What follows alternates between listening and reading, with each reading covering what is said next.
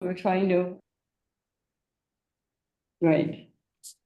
Okay, so with that, I want to welcome everyone and we'll start off with self-introductions. And for those of you who may not know me, I'm Diana Nave and I chair the Northwest San Pedro Neighborhood Council, co-chair the Planning Committee at Northwest. Yes, I would start reading. Pat, you want And Pat Nave, Northwest thank you. Planning Committee. Sam Ranchi, Northwest, land use committee. to welcome Sam. He's a newly appointed member at Northwest. Welcome. Congratulations. Javier Gonzalez, I'm part of Central, just a stakeholder tonight. Adele Healy, Land Use Committee. Brian Martinez, Senator Richardson's office. Dr. Charles David Henry, Central. Adrian Fernandez, Treasurer, Central San Pedro. Nicholas, Northwest, Business Rep. Henry Barsotti, Phillips Seats General Manager. Heather Crossner with the Catellus team working with Phillips 66. Alex Valente with Trammell Pro Company. We're presenting 625 South Beacon project. Jeffrey Same with Trammell Pro Company as well. Elise Swanson, Land Use Coastal San Pedro Neighborhood Council. And my day job is I run the San Pedro Chamber of Commerce. And Doug Epperhart, President, Coastal San Pedro Neighborhood Council. And let's see, people online. Thomas, you know you're in my Google account, right? Yeah, I'm trying to email you those presentations. Online, And I'm Robin Rudisill. I'm the chair of Coastal San Pedro Land Use Committee. Alan, Alan Franz, Coastal San Pedro. Matt Kiocho. Is there Matt? Kyoto here, recently joined back up with Neighborhood Council. It's good to be back. And Pedro Chamber Office. Jason, Jason Herring, Northwest Planning Land Use Committee. who do I miss? I missed the iPhone there. Hey, yeah, it's Noel. Okay. Coastal San Pedro Neighborhood Council board member and committee member on planning, land use, and transportation, and I chair the Coastline Parks Committee. iPad, Frank Anderson, Central Land Use and Planning. that was your spank. Garrett, you want to introduce yourself, Garrett? Hi, my name's Garrett Teich, and I'm a stakeholder or just a resident in the San Pedro, specifically the Summerlin and Marilest area. He is running for the board of Northwest San Pedro, and he is also going to be joining our planning committee. Probably at the next, probably being appointed at the next meeting. Okay, thank you. Norm. I'm sorry. Tom Shorman, Northwest San Pedro Neighborhood Council, co-chair of the Planning Land Use Board Committee. Great, so with that, we will move to our very first item. I want to say I did invite both Harbor City and Wilmington Neighborhood Council to participate tonight because of the discussion with Philip. But so far, I don't see anyone having joined us. They both said they were sending people, so we will see. Stay tuned. Well, I told them, they maybe because it wasn't first on the agenda, maybe they will join us. But our first item on the agenda tonight is an update on the development at 625 South Beacon. You may remember, some of you that have been around, the Holland Partners originally entitled this project. This is the block across the street from City Hall where the Green Onion is. It was acquired by Trammell Pro. Sorry for the typo, but for the spelling mistake. They made some changes in it and it's fully entitled. So tonight is just an update of their final plans. Trammell Pro, you may remember, was also the developer of Vivo on Harbor Boulevard, which has recently been completed, and where Colossus has just opened a cafe. Nice. With that, Colossus? What's that? The Colossus? yeah. The pizza from there, it's so good. So that I will turn it over to Alex Valente. And do you have the presentation by chance? That's what I'm He's trying to get I it. brought my computer too, just in case. but- desperately to do Come back in We have it.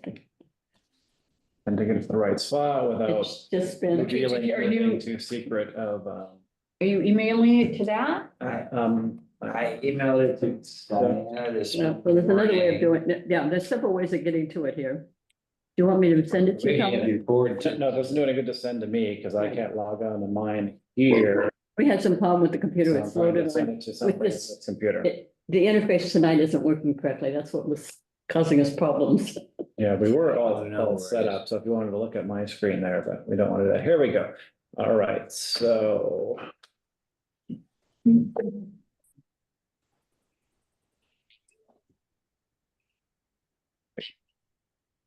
See all the files right there. Must be on the bottom. Can you see where I'm No, blocking? you're right. Maybe stay right where you. Looking for first is the seat. Camera Pro. I think I can see it here. I just wanna. So hard to see from way back here. Maybe you'll get the. What is it, Tim? What of it? Alex, do you know?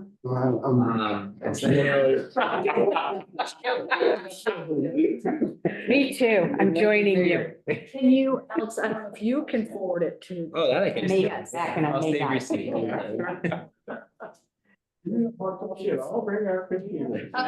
You're good. There you go. There's the agenda. No, we do not. Mm-mm. We're gonna show them on the screen. But you can forward If you want to sit here, Yeah, after the meeting, yes, yes. or if you want to sit here, I can stand or go back there. I think it's because there's so many attachments. I think it's taking. It's not any of those attachments. No. So who does Alex need to send it to? I gave him my email address. It won't let me do it from my phone because it's too big. Oh, that may be. Say what you're now. Oh, of the.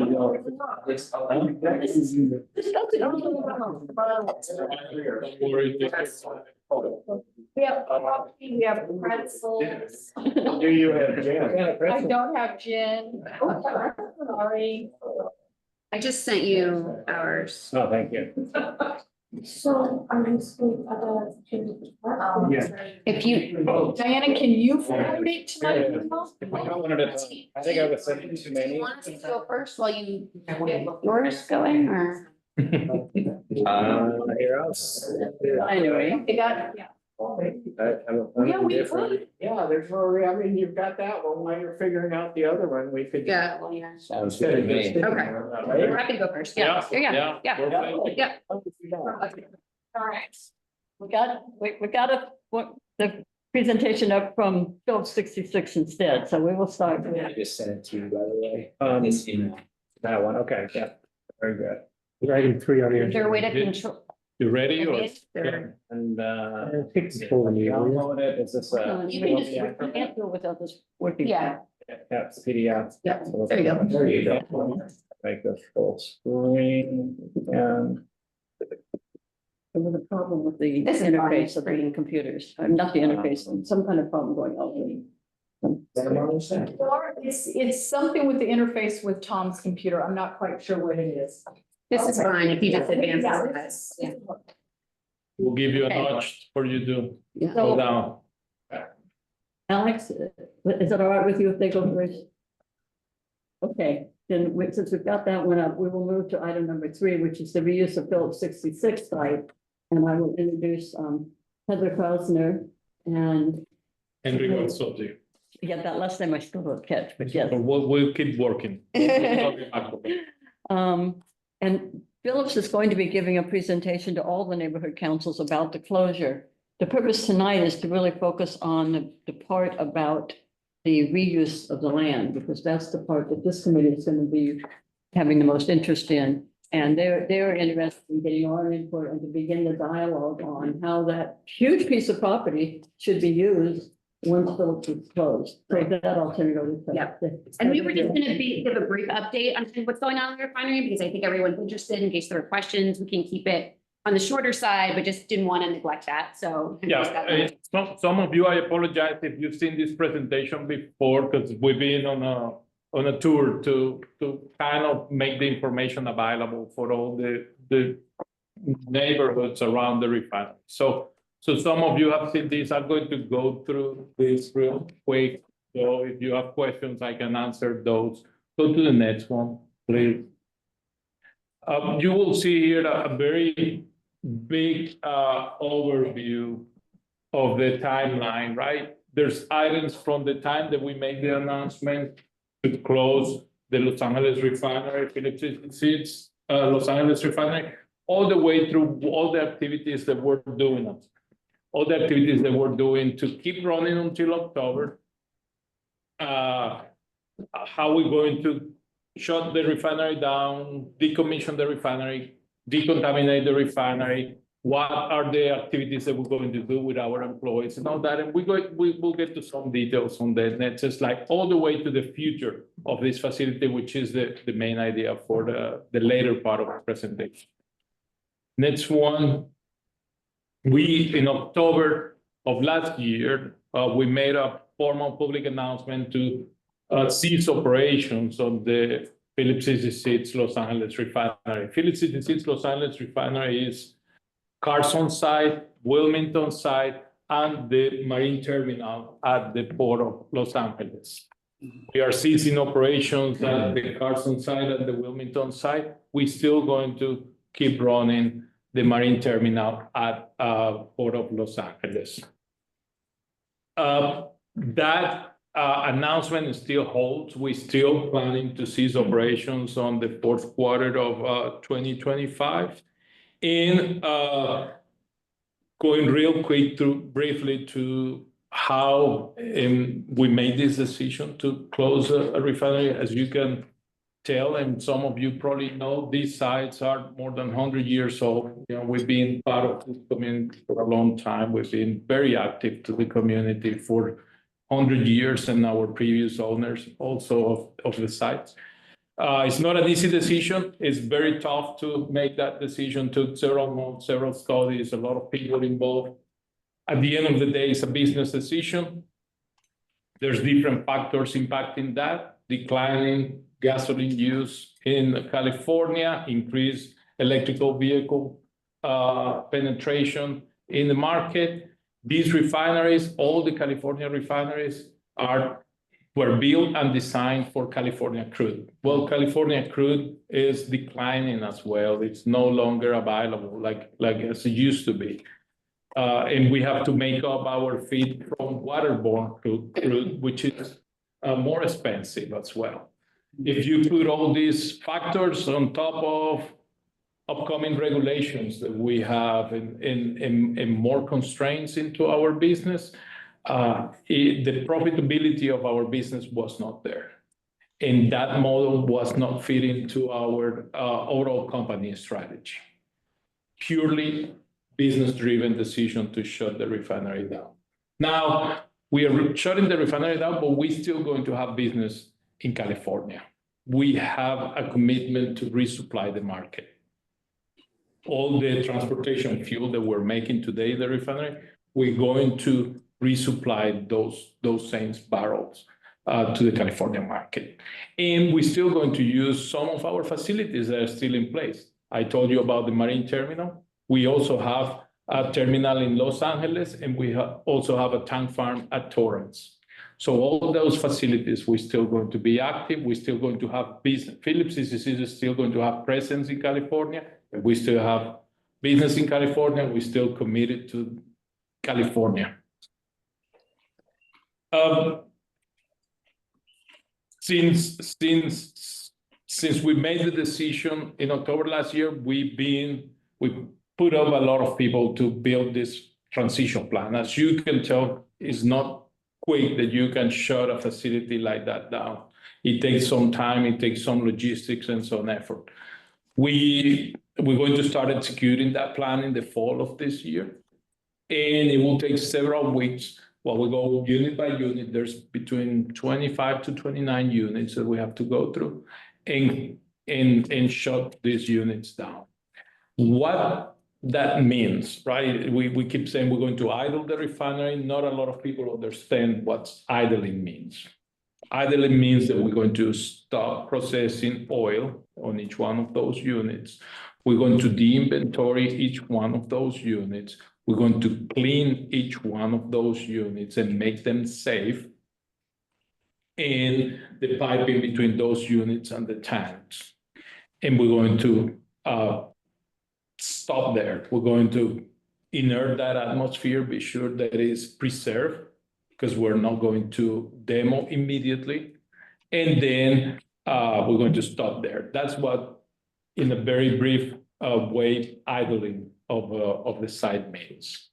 We're still going to have to build up on the comment that we were talking earlier. We're still going to have some tanks, a limited amount of tanks that we're going to need to keep moving product in California, available on Wilmington for a period of time. Eventually, we'll move away from that and we'll have the full facility totally idle.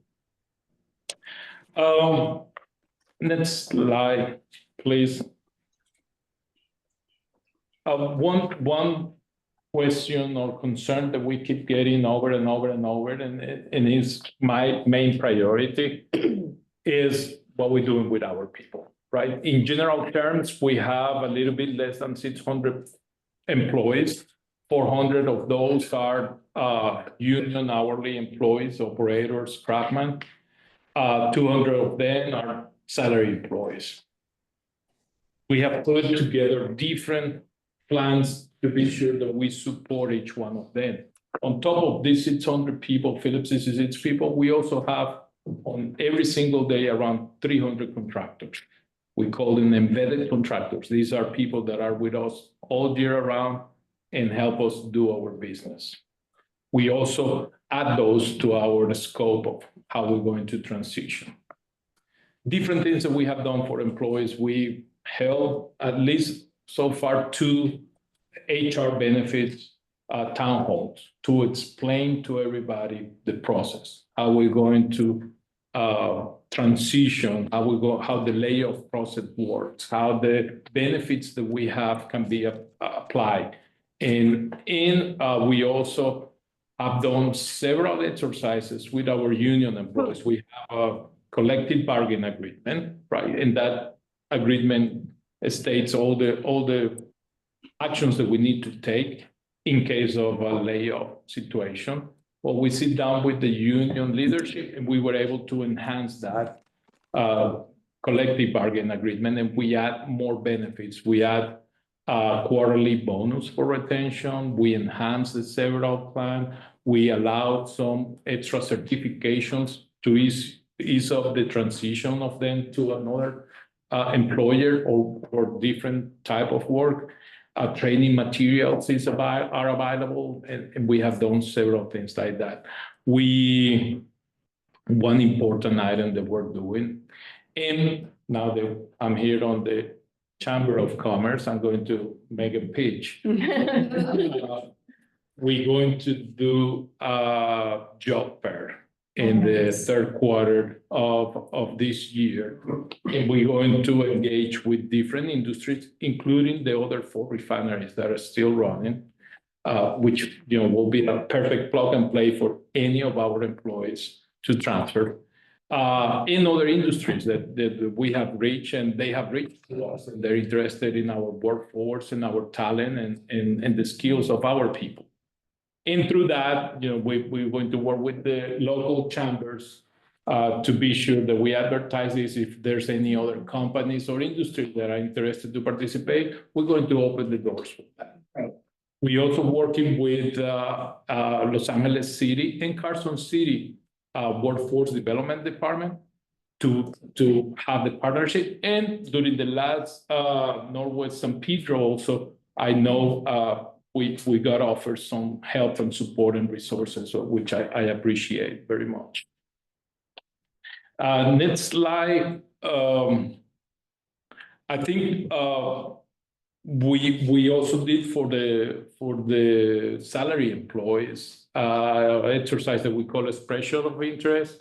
which is basically who is interested to move within the company to another business unit location. So we're completing that survey by the end of this month, by the end of this week. And then we're going to map and see what opportunities are available in other business units within Phillips 66. And if they're willing to transfer, we're going to make an effort to transfer as many as we can, or as many positions are available for them to backfill. So on the in-house contractors, I met with them and their management a couple of times just to be sure that they understand the process and we can work together to face also their headcount down, and they're going to be welcome to participate in our job fair with all the resources that we're putting together for our employees and our embedded contractors. I'm going real quick, so Yeah. yes. A couple more things, couple more slides, just real quick. Another question that we always get is exposure for the environmental and how we're going to manage regulation. Nothing has changed. Everything that you see there are all the agencies that we have to comply with, and each one of them have different regulations that we have to comply. That still holds today. That still holds through transition, through shutdown, decommission, decontamination. So that's not changed, and we know how to do it, and we have done it and proven that we can do it right. Next slide is a real quick remediation. There's a lot of questions about what's going to happen, how you're doing that. Remediation, we have an ongoing remediation program. The remediation program is not going to change. We own that liability for the life of the site. That's not going to change. We're still going to hold that. There's another potential remediation requirements, depends how we're going to redevelop the site. That's going to be defined by the DTSC or the water board. So once we get the redevelopment defined, we're going to get the requirements for that type of remediation, and we'll execute at that time. With that, I'm going to pass on to Heather. Great. Thank you so much. So I am with the Catellus DECA team. Phillips 66 engaged us to kind of spearhead the redevelopment of the site. And so that's what we're doing. Phillips 66 still owns the site. They will continue to own the site. We are just managing kind of this next phase of what this site looks like. And so that's what I'm here to talk about tonight. This is going to be, a very transparent process. We will be with you as much as you want. We will answer questions. I think I gave out my business card to almost everyone, and I have it for other people who came later. But we really want this to be a really open process. We're going out to the community. We're trying to meet with everyone and talking, and we really want this to be a dialogue too. We want this to be a back and forth. Next slide. So you guys already know the process, so I'll do this real quick because you're well versed, but we're going to be getting community input, shaping a project. We'll do our applications, the environmental review process, and the public hearings. We expect this to take a few years. This is not going to happen quickly. The environmental review won't be quick. The public hearing process it'll take some time. So, I don't think anyone thinks this, but this is not going to be an overnight decision or an overnight process at all. It's going to be really comprehensive and thorough. And of course, throughout that, we will be, talking to stakeholders, talking to residents, talking to business owners and things like that. So next slide. So getting into the site, there are some, constraints with it. It does have an industrial zoning. It currently has industrial zoning. Under the new community plan, it will continue to have industrial zoning. So that provides some limitation. It also has a history of industrial uses. Obviously, it's been an operating refinery for 100 years. There's ongoing remediation. That remediation will continue, and it will actually expand with the redevelopment. Because once you can take off those structures and buildings, you can actually start remediating places where you couldn't reach and remediating the soil and things like that. This all being said, the interior of the site will probably stay in industrial use. But what we are trying to do is really limit that to the interior and not go all the way to Anaheim, And so on the next slide, you'll see what we are proposing to do is really have something that's an amazing asset for the community. That purple area covers about 75 acres, which is hard to understand, but something like, 44 football fields. It's huge. That entire frontage along Anaheim is 1 mile in length. So it is a really huge amount of property.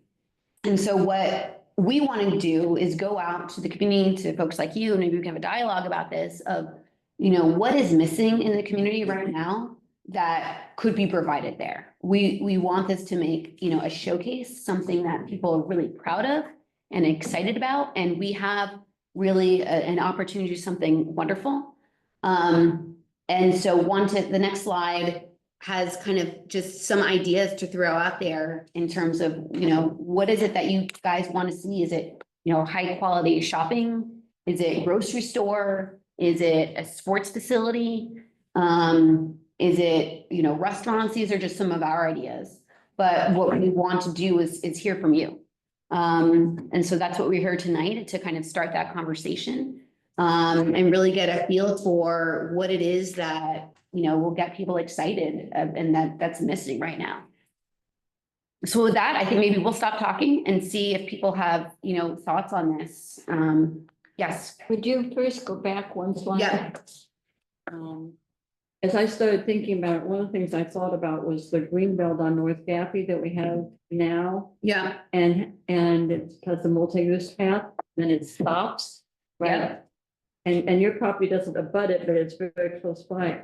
Can that green belt, I see you've got green up here. Yes. Is that the idea? Would that be to? Yes, the idea is to have a path all the way down. The screen also shows some of the there's a pretty big grade change and slope. And so all of that, is going to be maintained. And then the idea is to have some pedestrian connectivity.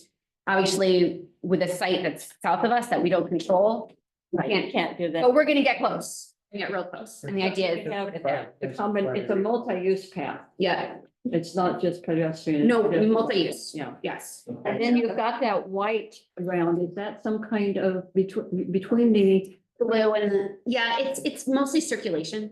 It's so, we don't know what that exactly is going to be now, but like the idea is our building footprint won't go into that area. Again, we're trying to kind of set it back and keep it more towards the interior and have it come all the way to the frontage. I was hoping that was some kind of a buffer zone with trees in between the industrial and the other uses. Yes, and there will be a buffer between, that front edge and the back. Yes. Diana? Yeah, just as you're talking about possible uses for the property, one thing that pops into my mind is the fact that UCLA is expanding down here. Yep. They have some housing actually basically right there at PV Drive North. Yep. And in addition to the Marymount campus, but in future years, as they expand, I would think this might be a possibility for them, particularly in terms of trying to, in terms of retail and even restaurants and things like that. Yeah. Someday West Harbor will open, for example. When I saw amphitheater, I thought, gee, do we need another one? We don't have, those are just ideas, like this is what we need to hear back. Yeah, this is blue sky stuff, so, but I throw that out as a possibility because, you have very close proximity to Harbor College, certainly, and UCLA's interest in this area and seeking to expand. We had a presentation from them recently. Okay. And I get the impression that, again, maybe 5 years down the road, 10 years down the road, you could potentially see 5,000-10,000 students down here. And we heard that before. We're actually reaching out to them. We're going to set up a meeting. Yeah, it's a great idea to see if there is something useful that, there's some synergy there. If they're looking for more land. We also heard that they've been doing a lot of capital outlay recently. And so now they're like maybe taking a pause. But you're right, 5 years down the line, in their future planning, maybe this could be something. Yeah, I mean, One at a- we've been through these processes and we know how long they take. Yeah. Hold on, excuse me, the next three, Alan Franz. Alan, you have to unmute. Alan? How's that? There you are. Okay.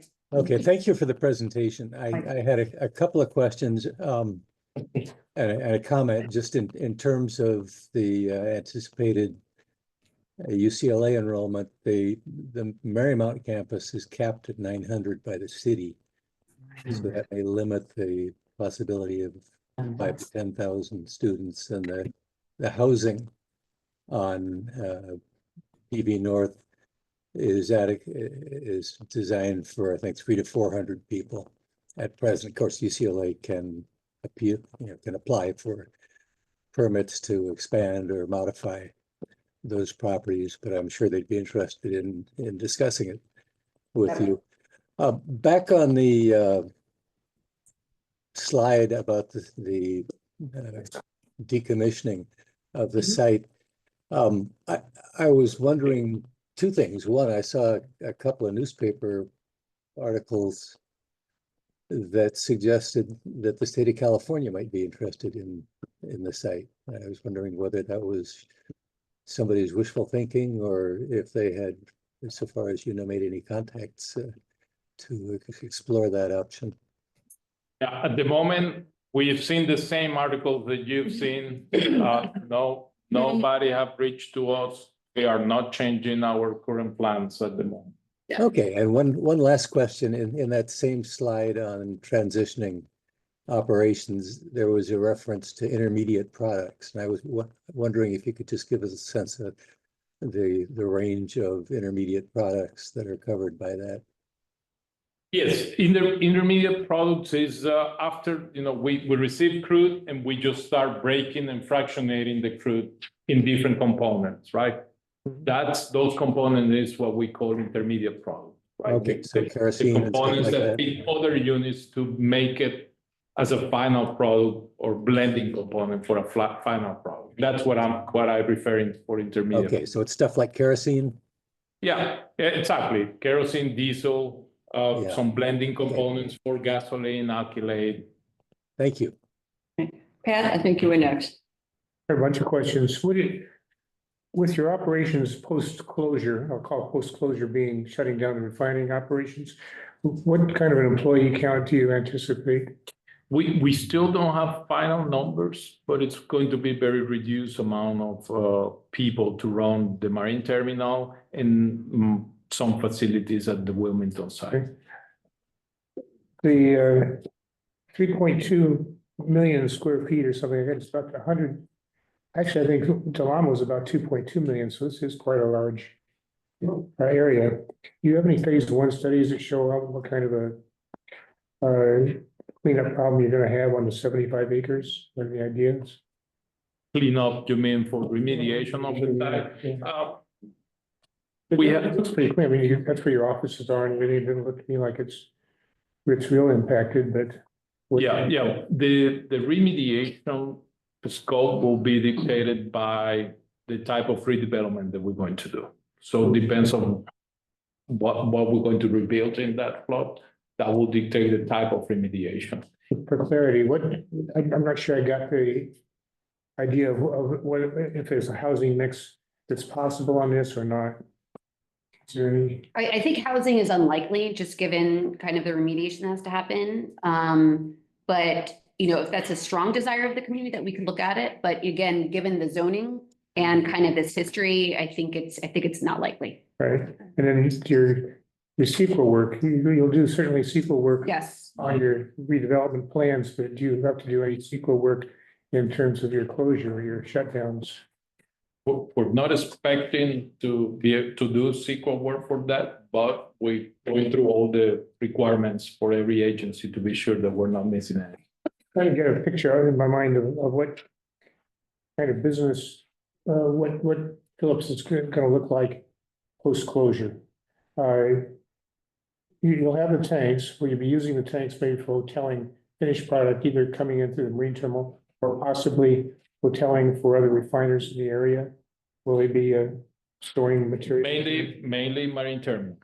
So the resupply plan is import model through the marine terminal to our Los Angeles terminal, Torrance Sound Farm. Do you have an estimate of what your product mix will look like, as what it looks like now and what it looks like? It will look very similar. Right, we all the transportation products, and when I say that, I mean gasoline, diesel, and jet fuel will going to make up. And when I say diesel, it will be mainly renewable diesel, and when I say jet, will be mainly SAF, sustainable aviation fuel. One of the controversies in this town is the Rancho, which is not yours, but you also have a few LNG tanks here, LPG tanks on the west side of the terminal, and some of that stuff is coming from other refiners by pipeline, as we understand it anyway. Do you understand it that way too? Will you be bringing in any liquefied oil and gas or LNG? Not after we cease operation. And everything that is in our tanks, which are a lot more smaller than Rancho, it's produced in the refinery. So when we cease operations, there won't be any product built in there. And because we're going to bring final finished products to this market, there's probably not going to be a need to keep using those LPG tanks. I need some clarification on the tanks that you're gonna keep to use for hotels. Are those, did you say on the Wilmington site, or those the Carson site, or which? The Wilmington site, mainly a limited amount of tanks for a short period, for a few years. Okay. And this is not after the redevelopment. This is just until something, Until it's not forever. It's okay. temporary, just while this whole process happens. Okay, that's a good clarification. Yeah. As we transition this to an import model, there's some tanks that we're going to use in a temporary basis, but eventually we're going to phase that out. And then it's fully developed. Once the new project is approved, all of this will be removed, demolished, and Just for clarification, Yeah. are you looking at a multi-phase kind of redevelopment? So 75 acres is your initial development, and eventually as you will you be taking tanks out as you store elsewhere? It'll be phased, but all of the demolition is gonna happen at once, all of the grading is gonna happen at once. And then in terms of the construction, that will be phased, but we're not gonna be leaving any tanks. Everything will be taken down immediately, as soon as the redevelopment is approved. We have a question. Yes. And then two on Zoom after. Yeah, point of clarification, I understood you to say that the remediation plan is incomplete at this time?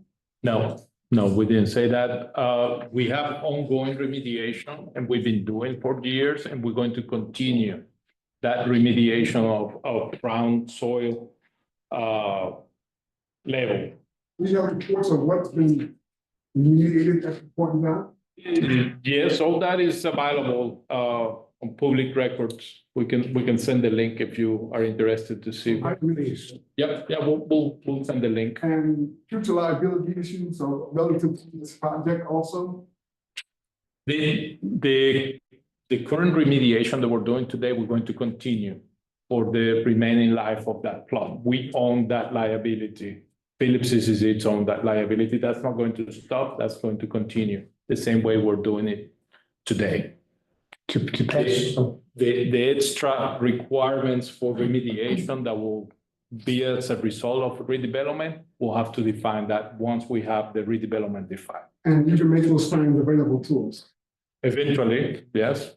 You say the ones that haven't been, to this point, once kind of like the tanks are removed and once there's there'll be additional testing that happens that you don't have access to everything, but those will be, defined and then made available once it's. And those are available where? We can send you a link to what's, Did you take all of the responsibility, or is there a tail left over for Union Oil and others that had the refinery before you? Well, right now, Phillips is its own everything. Okay. The next person was Jason Herring. We can send a link to Diane and then she can. And I'll send it out to the committee. Thank you. Yeah, no problem. Jason? Hi, Can you go back to the map, please? The aerial or the, The overhead map of the area. This one? That shows your partitioning of it, I guess. Yeah, this. That one? Maybe let's go to the other one. I kind of know where it's at. Go to the first one. A little bit zoomed out. So I don't know if you know about LA Metro's Vermont Corridor project, but it kind of ends up terminating somewhere up here off the map at PCH. And we have a potential for a corridor that would come down here and connect. Oh, the map changed while I was moving my mouse. We could use this entire frontage here as a route for light rail into San Pedro. The project, Vermont project, right now they're scoping between grade separation, buried, whatever, but they're going to be as far as PCH in the phase they're currently operating on. Additionally, the light rail, I forget which line it is, the one, the former green line is currently funded through downtown Torrance, will also terminate around PCH. It's going to join up with the Vermont corridor, kind of in this area up here off map. So that provides us with just a little stretch of corridor we need to connect to this right away you have, where there's already a rail line, which we could use for light rail getting towards San Pedro. Of course, we've been advocating for light rail to San Pedro since as long as I've been here, and it takes LA Metro 30 years to build anything. So it's not a bad idea to have a conversation with them now about would this fit into their long-term view to preserve that rail to potentially connect to San Pedro, because that wasn't even on the, no one ever thought you'd be closing the facility, so that wasn't even in the realm of possibility before utilizing that. So that's one thing I'd like to explore. yeah, that's, and Diane has my contact information, so if you want to share it, happy to talk to you. You know, and it's to schedule a separate call to do this. I'm gonna put it in the minutes so that everyone has. Yeah, please, yeah, just reach out and we can talk about this more. And I can give it directly to Jason. Sure, and also, I know you have a tunnel here underneath the 110 somewhere over here where Yes. it's walled up, and it's also a rail tunnel. So that gives us a potential alternate route that could come through here and then get down towards us this way, because there's rail all along the waterfront there. So there's two ways to get, and there was always a little bit of a question as to how to get past this area without taking some of your property with LA Metro to get to San Pedro. And now with this closure, it gives us two potential routing options to get there. So I think it's really interesting and potentially exciting for a longer term plan to get light rail to San Pedro. Sure. Regardless of, let's say the other route is used, or let's say they decide they never want light rail to San Pedro, that tunnel is a great connection between each side of the 110, since there's very few connections to get across it or over it, right? That is exactly what we are exploring, trying to use that tunnel, either expand it, do a new one, so that you could just go right onto John Gibson and right onto the freeway. Yeah. So we're exploring exactly that. Yeah. Exactly. So some years ago, we discussed putting a tunnel in under the 110. It didn't get very far, but coming up, I think it is this road here, where you have the warehousing facility. Rather than having that road come up and turn or wherever it goes into a parking lot, you could tunnel under at that spot. So we'd actually talked about this to try to get some of the truck traffic from having to come all the way down this way through, Gaffey and in that mess of an intersection near Channel, get the truck traffic off there, let it shortcut and get on to Gibson and keep the traffic off. That is exactly what we're looking at. Yeah. Very interesting. Okay. So I love that concept. Let's talk about I'm glad we're on the right track.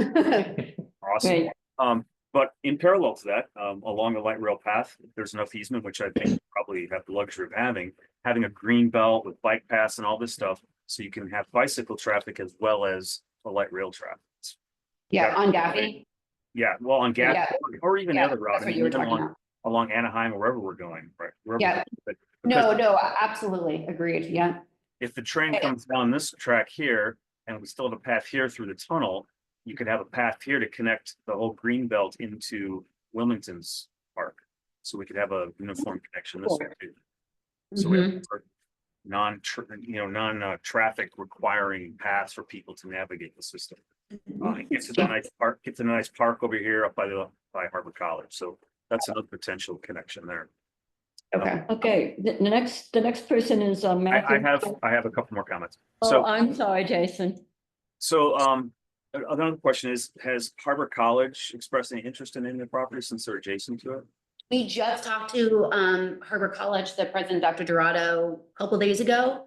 They're not interested in terms of land, but they really want to help, train future employees, maybe help retrain existing Phillips employees. He was talking about, is there a way to get a direct connection between Anaheim and the back of their college? But we don't own that land, so there wasn't a lot we could do about it, but he was wonderful. And we were talking to him about like just kind of other synergies that could happen between the redevelopment and the college.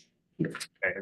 And my final comment is, if you're considering things like grocery stores, and if you look at the distance, the nearest grocery store for Wilmington, this area, is pretty far to get to a proper grocery store. They've only got a tiny little market. So that's not a bad idea for that area. But I would like to stress, if you put entertainment or anything there, that I know you say it's difficult to remediate for residential, but we're in a housing crisis, A, so we definitely need housing, but B, get another facility where people don't have to drive to it exclusively. Please, where people can live and walk and potentially work close to each other. So we don't have to get a little bit out of our car requiring centric culture that we could get someplace. So highly, maybe you can't have just R1 residential, but you might be able to get mixed use or some kind of zoning like that with a zoning change. They're more amenable to mixed use where you still have some retail and then housing as opposed to completely housing. So just another thought. Yeah, got it.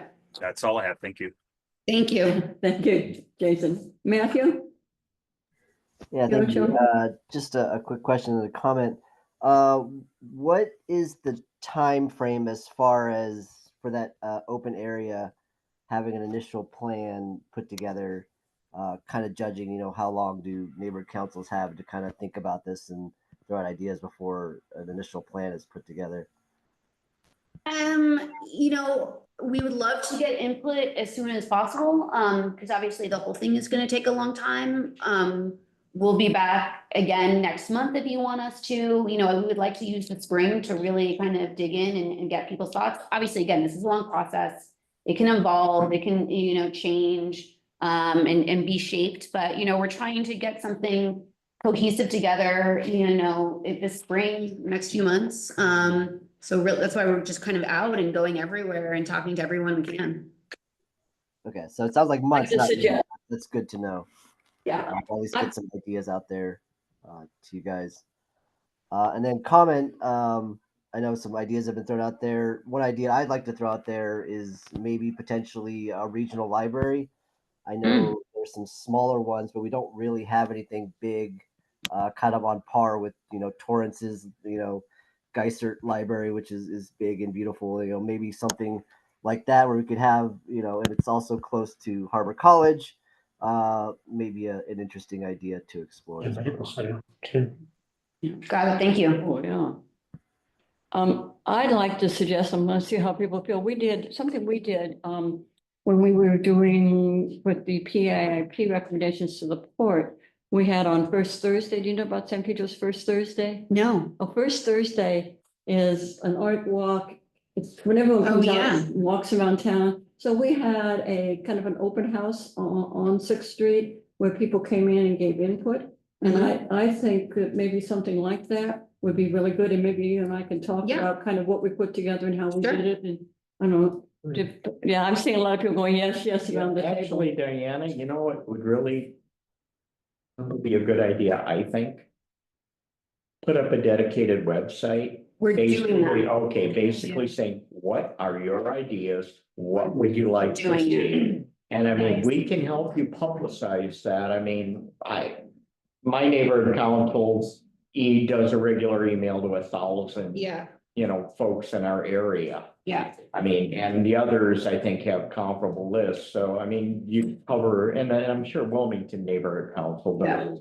Yeah. We can help you get the word out. And we just got the flyers done today. Yeah. So we have flyers, we'll be using that, with all of our contact information, putting that out there. So, and we're working on the website now. And I did have one other quick question. The buildings, the administrative buildings, the old 100-year-old buildings. They're not quite 100, but yes. But they're old. Yeah. Any thought about adaptive reuse or historic reuse for those buildings? Integrating them into something that would. Yeah. We have been thinking about it. We have been looking at it. The problem is they're kind of right in the middle. Yeah, I know. And I know. it's, That's why, yeah. so like if you want to do like a grocery or a really big, you know, kind of community gathering space, it's difficult to kind of plan around them. And that's the. I know, that's why, you know, I mean, 77 acres is a pretty good chunk of territory. And, you know, frankly, in terms of retail, entertainment, et cetera. Yeah, personally, given everything that's in that proximity. Yeah. Grocery stores, Target, Home Depot, I mean, they're all right there now. And, you know, we're getting Habit Burger now is coming in. Other than drive-through Starbucks, I don't know what in particular in terms of retail or you know, or food would necessarily, unless you create, and this is why I mentioned UCLA again, if you have a regular student population. Yeah. Using another stick. I will say our number one request right up there at the top from our cruise ship passengers that I've been working with for 11 years now. Luxury outlet mall or outlet, some type of unique like cabazon experience. We send them, put them in cabs and send them all over the You South. gotta have the retail traffic to Well, support. I'm just throwing that out as a top request that our cruise ship. And interestingly enough, like everybody. Sounds like a great idea to me. Thank you. Interestingly enough, there was a bidder on the west harbor is there was a bidder who was interested in doing a luxury mall, so they thought the business. Yep. Pat. If you created a heat map of people movement and, you know, concentration of people, probably the number one in that area would be Kaiser Permanente Medical Facility. I don't know. Yeah. We're going to be speaking with them too. Yeah. Yeah. Jason, is that an old hand or? No, that's a new one. I have one other thing I forgot about. So this area here is probably the worst intersection in anywhere in the 310 area. The 5 points. 5 points. And can you see the little circle I'm drawing? I would love to see a traffic circle. Oh, highly controversial. Oh, what? Traffic circle. Oh, yeah. Where? That is Place it 5 may- points. It's only controversial for people who've never driven on one. Once you're used to them, they're so much more efficient. Yeah, I'm shining up now. We'll remind you that if there's any side comments, they all get picked up on the mic, and so it makes it really hard for them to hear whoever's speaking, the side comments. Yes, there's ample free space here, and now that the property from this position is open, we could really easily put a very nice traffic circle in there. You could make it beautiful with some centerpiece, you know, flower or some arrangement. But really, sitting at that light, waiting for us infinity That might- change. Yeah. It's terrible. It's awful. So that would be a huge. Sam. Yeah, a couple questions. For the industrial part of the project, have you identified what those industrial uses may be? We're still looking at it right now. So we're still kind of figuring out what that's gonna be. But you know, probably something along the lines of some warehousing, things like that. And it, again, because of, you know, all the concern that comes with trucks, we are, as we talked about, we're looking to do a direct connection to the freeway in some way to keep those trucks off of the local streets. So, you know, either through a tunnel, another tunnel expanded, maybe some improvement to the on and off ramp, but we have, I think, like looking at interviewing like 3 civil engineering firms to look at this and get really creative about how to get trucks, you know, going right onto the freeway and off of the streets. I did a presentation on this about 4 years ago. I can dig that up and we can talk about it. Sure. And for the community portion, do you have any idea of what the density of that would look like? Like what scale of buildings are you thinking? For the what? For the which part? The community portion? What scale of buildings? Like how? Yeah, like, you know, are we looking at like 5-story buildings? Or No, no. Single-story or? No, I mean, I think retail is usually single story. So, I mean, if it's some sort of entertainment use or sports and rec facility, that might be multi-story. but largely, you know, one story. With surface parking? Yeah, exactly. Okay. Exactly. Is there anybody else? Yeah, Javier. I just have a comment. I think the idea of commercial space would work well with, you know, like you were saying, the outlet. Maybe a mixed use, as Jason was calling to. That would bring in the component of some housing while allowing the commercial space. And honestly, if you put it there, people will come. I mean, if you look at Citadel, there's really nothing around there. People are always packed in there. So we don't have anything like that in the area, which would be great. Okay. That's something we don't have. There's an interim control ordinance, you're probably aware of it, just passed last June, that prohibits expansion or creation of truck-centric, you know, anything that increases trucks. Yes. And you're in the Wilmington Neighborhood Council area, Yeah. and boy, you mentioned trucks over there, and your ears really perk up. Yes, I know. And that, I think, once they adopt the community plan and the community plan addresses it, I think that addresses the moratorium, but I hear loud and clear and the concern that's underlying it, totally understand. And we're trying to address that. Understood. Okay, just, I'm not seeing any other hands. Thank you very much. Thank you. This is the beginning of a conversation. Absolutely. We'll be back whenever you want. We can come back, you know, next time. Yeah. And we'll talk about this idea of doing something at first Thursday, which I think would be Yes. a really good. Is that, so that's the first Thursday of the month? Is that? Yeah, maybe April, not March. Okay, yeah, please. You have my contact information for. So I'll give you a call and we can. If anyone We else. have a big event next Thursday in April. Yeah, I think first Thursday in April would be. No, we have. We need an envelope. Yeah. You got it? Okay. Feel free to reach out. That, Yeah, of course. doing this? Potential. Oh, okay. Okay. Let me- We want to stagger the times. Yeah. I'll send the link. I got you. Yeah, we'll send you the link. Thank you so much for your time. I really appreciate it. Thank you, we appreciate it. Oh, good. Thank you for having us. Yeah. Anytime. Anytime. And you'll see us out there. Thank you. I get the Bye, thank you. the environmental links. Yes. Okay. Okay, sounds great. With that, we'll go back. And thank you for letting us go. Yes, Alex, we took your time. Thank you. Thank you. It's going second is, it's gonna look a little nicer, I think, as a. There you go. What a beautiful render. Thank you for your patience, Alex. So We're all trying to figure out where the luxury outlet mall is. that's right. We're gonna have a beautiful retail, maybe another bakery right there on the corner. We shall see in 3 years. So my name is Alex Valente. I'm here with Jeffrey Sang, we're part of the. Can you make Pro that Company. bigger? It's very tiny on the screen. Can you please make them bigger? Interesting. The photo? Who is that? And, Robin. yeah, no, I'm glad Robin's speaking up. Yeah. It's in presentation mode, so Well, I'm not sure. I don't know if we. I have a feeling Robin needs to move some stuff. You're sharing the speaker notes side where it has your notes, not the presentation side of the speaker presentation. Oh, yeah, no, I see Jason. I'm not sure how to solve that on a one screen laptop. It's not mine. All right, we'll make do if it's hard to do. Thank you. Well, just go out of presentation or go out of this mode, go through the slides. and get it. It's really small. Just end slideshow and just go through the slides maximized on your screen. Here it is. And slideshows at the top. Yeah. I want to see if I can. Okay.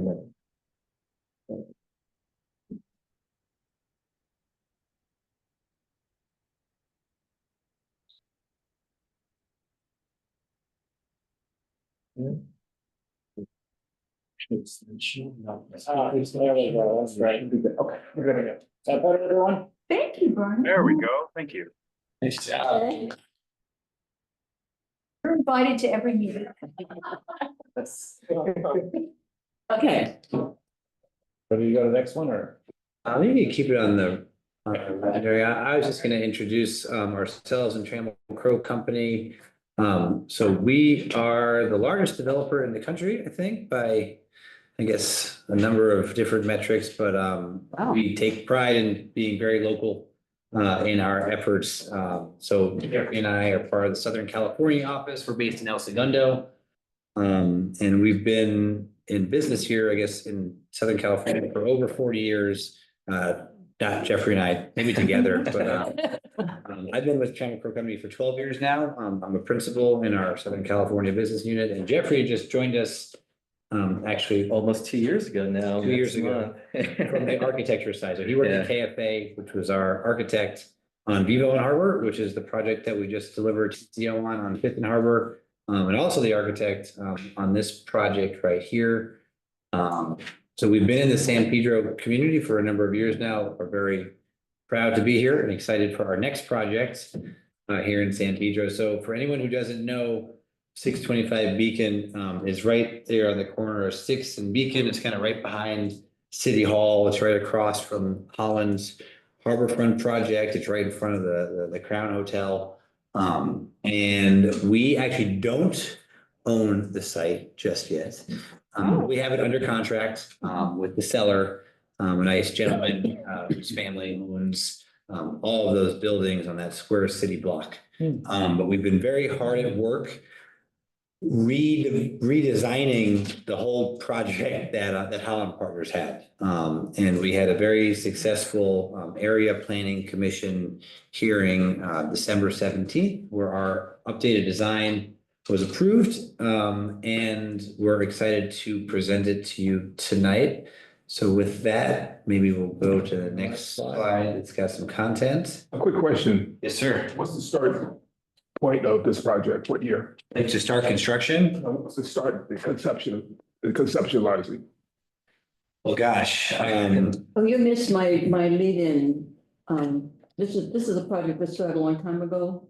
Holland. It's just now been finally approved with some changes. So yeah, Holland Partners, I think they got into this site like in, I want to say like 2018, 2019. They entitled a different project. We actually have some kind of comparison images to show you. They went through, full long CEQA process. They went through an appeal. And then basically they weren't able to perform on their proposed project for a number of reasons. So they fell out of escrow with the seller. And then, we kind of raised our hand and cut a new deal with the seller. And we've been working on this redesign for probably about a year and a half now. When are you thinking you're gonna close escrow? So right now, we're hoping if everything goes right. Yeah, otherwise it's a lot of dead money. No one, no one wants to have dead money, but we think by the end of the year. Till the end of the year. Yeah, and we're full speed ahead now. Now, ever since we got approved in December, we're full speed ahead with a full consultant team. Just basically spending a lot of money and also spending a lot of time and energy trying to get the project right. And I could talk about it, but we're really, really focused on not only kind of getting the units and the amenities right, but really getting the experience, especially on 6th Street. We're like really focused on having some, I was gonna say, not kick butt retail. So we love what we've done over there on Fifth and Harbor with Vivo and with Colossus. And we've been spending a ton of time on that corner retail space, for example, just to make sure, we have a great retail tenant who wants to take that space and kind of activate it. So You're making it a little bit smaller, the project? Let's let him give, sorry. Question. No, it's okay. It's okay. We're also excited. Next slide. Next slide. So, yeah, for folks who don't know that, that's our Vivo on Harbor project there. That's the Holland Partner project right there, 550 Harborfront. You have the, I think it's called the Port Side Inn now, which is the motel right there on the north side of 6th Street. And then of course you've got City Hall and CD15. You've got the new Piazza Miramare, which is the kind of corner park right there. I like to show off my Italian if I can. And then, and by the way, we named our Vivo project. That means I live in Italian. So it's like I live on harbor. It was like our very clever play on words. And we don't know what we're naming this project yet, but that is this full city block right there, which we're excited about. We think is a real opportunity to have frontage on 4 sides, which is a pretty unique thing in LA. So a lot of our design sort of addresses that. Maybe next slide. And maybe I'll hand it over to the guy who designed it to talk about some of the design attributes. Oh, yeah, thank you so much. Yeah, I mean, this project in general, we're really leaning into that experience along Sixth Street, right? So similar to the Vivo project, we have that arcade area along Harbor. We have the same experience, but I think even larger and more enhanced all along the full length of Sixth Street. So kind of, the spillover, that is gonna be landscape, it's gonna be amenitized. It has, again, the retail space, the restaurant space on the corner, Beacon and Sixth Street facing the piazza, right? Spill out over outdoor dining, things like that, really activated corner. So this is kind of a big focus for us. And, we're still early days in some terms of making some adjustments, but really excited for kind of what we're developing, right? What we're finding, right? In terms of the building in general, there's a really playful nature, right? Some energy, some color. Basically a large courtyard on the podium level, cutting right through the project. So air, lights, a large pool deck on the south side fronting 7th Street. And you'll see that in some of the floor plans later on, right? The barbecues and beautiful trees, so on and so forth, right? And then really, taking a lot of care in all the street frontages. We have like really nice tile kind of design for it. And just kind of a nice snazzy look, for lack of a better word, I suppose. Anything you want to add, maybe holistically? No, yeah, I think we got a few elevations and a few other angles to show you guys. Maybe next slide. So this right here is, so the plan on the left side is a ground floor. So kind of going back to that discussion of that cut through arcade on 6th Street, which is the north side, right? So we have all of our amenities as well as the restaurants fronting that side, 20-foot tall storefronts, right? So just a lot of kind of visuals to that. It's going to be, a number of amenities and nice finishes inside. So you have a transparency, right? Moving up to, so the plan on the right side is the podium level, which is effectively a little bit higher. But that shows that courtyard I was talking about, going from east to west or left to right. And then the south courtyard itself is the pool and spa and, sauna, what have you, right? So really kind of having those looking over the area to the water line and so on and so forth, right? And then units wrapped around, what have you. I want to reserve one by the sauna. Yeah, there we go. Maybe you want to talk about. Sure. So this is this is the previous design from Holland. We think we've improved the aesthetic from the street. We like kind of our use of colors and building materials. We think it's an improvement. Maybe we're biased, but a few of the big moves that we made were we slightly shrank the commercial space. It's really tough to develop in Los Angeles right now, and so much of it is a sort of a combination of like preparing a sort of a good program product, but also kind of making sure you're building the right product to be kind of efficient in your use of cost. So a couple of the big moves that we made on this project is we really kind of shrank the size of the building to essentially kind of make it kind of less overwhelming, I say is maybe a good word. And we've also reduced the parking by reducing 2 levels of parking underground. So maybe the most impactful part of a project development is the parking itself. And the original design from Holland had 3.5 levels of subterranean parking. We've kind of reduced that to 1.5 levels. We think we've made it more efficient. And this was all in an effort to basically make this project feasible to go build. So we've spent a lot of time thinking through that. And as a part of doing that, we've kind of reduced the massing of the building and basically kind of reduced the average square feet on the units. So next slide. I think you'll see that's what we think is an updated and a better angle in our probably biased opinion. Compare the parking house number quickly, but so it's still going to be 500, even though it's 1.5. Okay, so very efficient. Very efficient. Same number of units though. Fewer stalls, but we still think a very kind of market parking count for apartment living. It'll actually have more parking than our Vivo and Harbor project. So we're very kind of focused. We know parking is a big sensitivity in the community. Next slide. And then this is, you actually may not be able to kind of tell from the picture, but this on the left was the previous site plan, on the right is ours. The last thing in the world we want is to have empty retail on the street. We think that'd be sort of a nightmare for everybody. The previous design, it is maybe retail wrap around. We have a 20 to 22 feet high arcade there. So if you go to our project in Vivo Harbor, it's a really nice experience walking down Harbor Boulevard. You know, previous design, they had this big kind of community space, but this was about like 9 to 10 feet tall. So we thought it would feel like a cave and it'd be kind of dark. And they also had their retail mid-block, which we think there are better locations for the retail, such as putting it on the corner, basically fronting the piazza right here. So we basically have worked, and this is honestly we're in the very early conceptual design of the project right now.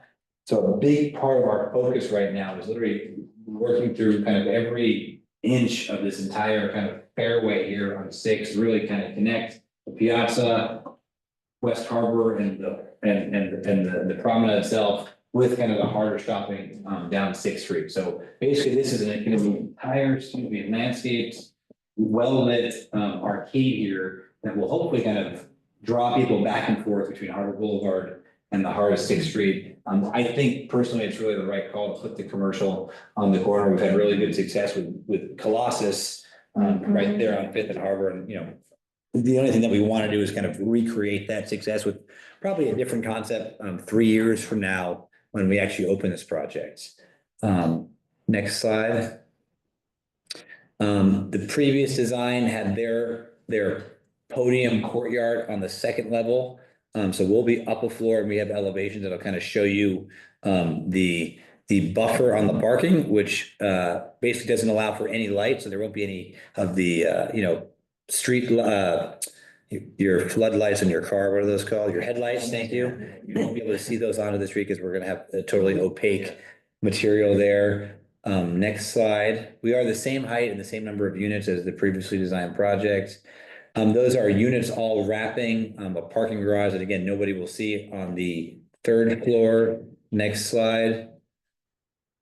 On the 4th floor is kind of our big kind of courtyard. What we wanted to do here was kind of get light and air all the way from Palos Verdes through to Beacon. And that courtyard will basically open up on top of the retail frontage and the outdoor seating, and then across the street to the piazza, which we think will hopefully be a really nice connection all the way really to the waterfront. I mean, you might be able to see all the way from the waterfront all the way to the Crown Hotel.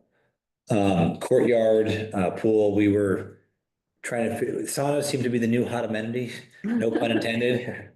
So we're trying to, one of the complaints we've been getting from prospects on Vivo is that we don't have a pool and we don't have a jacuzzi because it was just no possible way to fit them. So pool, we think southern facing is kind of the best direction for that in terms of the sun, but I think we'd like to get like a cool sauna amenity because everyone seems to be doing it right now. And that's part of our job is to try to think about what folks want now, what they want 3 years from now to make it a great living experience for folks who want to kind of call San Pedro home. Next slide. This is the rooftop, and then we'll have a kind of a rooftop kind of sky deck up here on the 8th level. Probably have a great view of Tim's office and then the piazza itself. And then of course, USS Iowa and everything on the waterfront. Next slide. This on the left is the previous elevation. North elevation would be the one, hold on. Fronting 6th Street. Thank you, fronting 6th Street. So per the CPIO, 60% of our frontage has to be glazing or glass. If you walk by Vivo and Harbor right now, you'll see an awful lot of glass on 5th Street and on Harbor. So we have the same requirement per the community overlay to provide that glazing along, I guess across the four sides of Verdes, Beacon, 6th and 7th. Yeah. That's also probably pretty desirable, right? What was that for the market you want? Would they want the extra lights and stuff in those units? 100%, though on the ground, we don't have any units until the third floor, so that band that goes across. Okay. Yeah, it basically kind of goes on like the pedestrian street. You have more windows in the Holland side too, right? I'd rather live in the other side. Yeah, and one of the moves that our architect KFA made, we kind of really like that kind of band going around. We think it sort of sets sort of, it kind of gives like a nice scale feeling when you're at the ground floor and you're walking up the street. It kind of makes you, we think it'll help kind of like connect the building from Beacon all the way up to Palos Verdes. Next slide. This is the south elevation. This is basically if you were kind of where our pool deck would be, you'd be looking right at our pool deck right there. This is the frontage again, I guess, from 7th Street. Next slide. If that's the front from 7th Street, tell me what's actually the front there? What am I looking at? What am I seeing there? You're seeing apartments in that kind of band that goes across. And then above it, you're seeing 5 levels of apartments above it. And then you're seeing landscaping on the courtyard on the 4th level right there. Where there's kind of like a void that is like we're looking back. Basically the pool courtyard's like right place on top I'm there. really thinking about, I'm walking on the street. What am I seeing right along there? You are seeing At the street level. tiled frontage right there along, so you've got glass on the 2 corners, and then you've got tiling and landscaping all the way down 7th Street. And one level up would be units effectively, maybe like 10 feet up. That would be that gray, dark gray bar running horizontal. How's the commercial side of this? Well, we're probably gonna have somewhere between, my guess is 1,200 and 1,500 square feet of commercial or retail space that'll be on the corner of 6th and Beacon. So it won't be on this frontage. The only commercial frontage we'll have will be on the corner of 6th and Beacon. If I could comment real quickly on the architecture. It's interesting along 7th Street, you're facing essentially this Beacon Street City Hall parking lot, but also some very old 2-story commercial buildings there, where Southwest Instrument used to be many years ago. But what I find interesting is with the band, you essentially unify the building and bring it to a height that's level with what's across the street. We I mean, we spent a it's lot of an time interest- with our. Yeah, I mean, it's just an interesting idea to me because it, whether intended or not, almost mirrors the scale along 7th, which as you go up 7th, the tallest buildings are 3 stories, essentially. And what's a real, and our architect and whoever used to work for, where you can really miss, because there's a really big grade change on the site, basically from 7th to 6th. And it basically kind of slopes down kind of towards 6th and then towards 5th. You can really miss at the ground level if you're not super duper thoughtful about it. So we spent 3 hours out there with our entire design team and our civil team, just to make sure, for example, that we don't miss on the retail. Because what you don't want to have is, I think, what's going on at Harborfront across the street, where you've got the ground level of the retail above the street, and it kind of makes it very unattractive. So we've been hard edge. It's a hard edge, and it makes it feel inaccessible at the ground level. So we've taken special effort, especially around on 6th Street, on that experience walking up and down 6th, which is really in our mind kind of, it's the front of house for the project. I think Beacon, 7th, and Palos Verdes are kind of call it less front of house, but we want to make sure that it doesn't sort of feel overwhelming when you're on any part of the project. We're not going to have anything in front of us with the piazza. We're going to be eventually at the same scale as the City Hall building, also to the east. Across the street, you've got the homeless housing and the parking lot on 7th, and then will actually be shorter than the Crown. So it's sort of like it almost sort of bends down as you kind of come east towards the water. Right.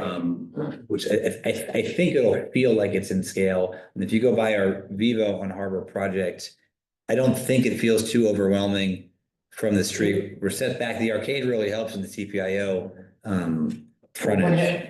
What's interesting, I mean, Sixth is a very narrow street, Seventh. You know, it's a very wide street, and Seventh is a major thoroughfare, which gets a fair amount of traffic. And there isn't a lot along those first few blocks above Harbor that are particularly attractive. And, you know, until you start to get to the older buildings, well, I wouldn't. Well, having crossed that street a whole bunch of times, going to the Crown Plaza and Main Street City Hall, I won't call it. But But- what I mean is, it's just, I'm just thinking of Yeah. the connectivity, because this is a potential redevelopment site. So the city and the county were looking at a joint partnership. You're talking on about the parking lot. Parking lot and what is the, homeless housing. Right. Yeah, that was gonna be packaged as one joint venture for a redevelopment site. So that's all I had in my mind, and I don't know when they're gonna do that, but I don't know what their front-facing area would be, but that is I don't know if Axel can speak to it, but that was at some point gonna be released is a redevelopment site. Anyway, I like the way you've got the band there and everything, because it sort of preserves and leads into a lower, a lesser scale of building. And I think it's a nice transition. No, thank you. Is that your last slide, or do you have? We're gonna have a couple more. Let's finish it, then Yeah. there's another question. That's the elevation from the west from Palos Verdes, so that would be facing the Crown Hotel. And then next slide, that's also where our garage entrance would be. And then this is the east elevation, which is the elevation facing the water. And so that would be on the right side of the screen there. I always get a little confused when east, west, north, south, and kind of which building. That right side would be where the retail is. And kind of, we would be looking at the retail basically from the perspective of the piazza. So this would be kind of looking at it from the water. And then the next slide.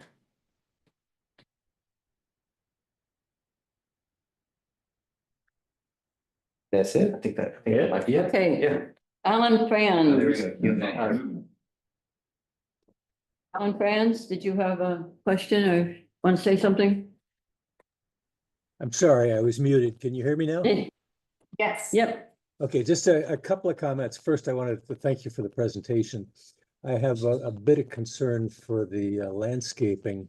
In particular, a number of your slides have palm trees, which are sort of a stereotype, a cliche, but they're not native. They have no habitat value. And from what I understand, they're the #1 cause of street cleanup calls when the fronds fall.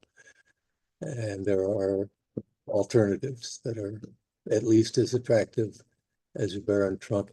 A second concern relates to the use of space. A lot of people, well, fewer than the old days, but people do still have children and pets. And courtyards are not really playgrounds or places to exercise your dog. They're designed for adults, to accommodate adults. And I wonder what accommodations you may have for children and or for pets, or are they supposed to cross busy streets to get to green spaces?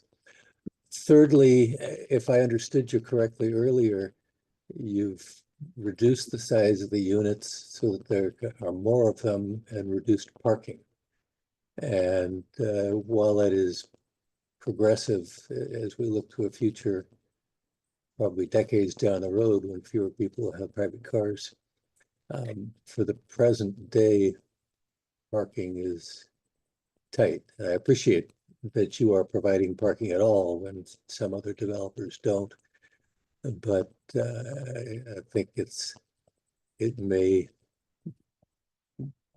reduce the appeal of the units. That's it. Thank you.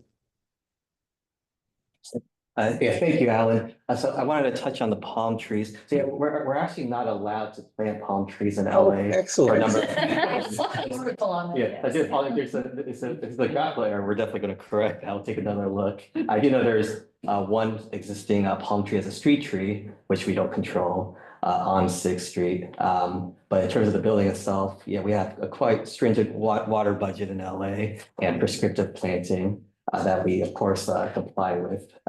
If I may interject for just a moment, as Brian down at the end of the table knows from recent experience, there's a native plant nursery within a couple of miles of the site that can produce a number of different varieties of locally native plants you might consider. From the website pvplc.org, you can see some of their wares, and they're a nonprofit. So we'll look into that. I go there probably once a month, not more, if my wife is a native plant enthusiast. So we're very plugged into that scene, if you will. In terms of pets and children, I'll say we can't control who ends up renting our units. We're, fair housing. I'd say we usually have something between 15 and 25% of our units end up having pets. I don't foresee us having like a pet litter on that courtyard on the podium. When you do that, it tends to get smelly and isn't super pleasant for the residents there. We don't have a dog park or a dog run planned on this project. I think our expectation is folks will kind of walk their dogs along the promenade. We likely will have like a pet spa so folks can kind of wash their pets after taking them for a walk.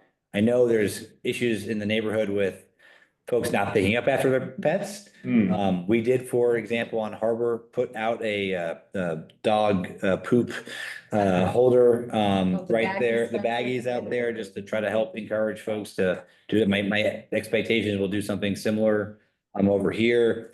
And in terms of children in the courtyard, we haven't programmed our courtyard yet on the 4th floor, but I can assure you it will be safe. It'll, abide by all kind of LA building code rules. My expectation is that we'll have, and we actually put a play area in the last project that we did in Chinatown, but that usually is dependent on kind of who we think is going to live there. We don't have any,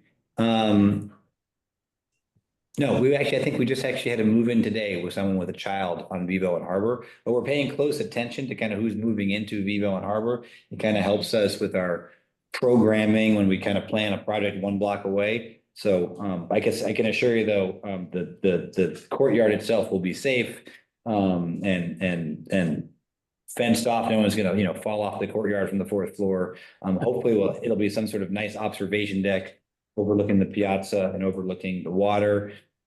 In terms of parking, we are parking to code because San Pedro is actually not in any sort of transit-friendly neighborhood. There actually are not any reductions like we usually take on most of our projects for being near a metro stop. So we're actually parked about 30% more than we're parked at Vivo on Harbor. We actually thought when we bought the original design from Rafi Cohen at Vivo, which is on the project in 5th and Harbor, they only had 100 and roughly 20 parking stalls. We were able, through more efficient design, to kind of squeeze it up to about 140 parking stalls.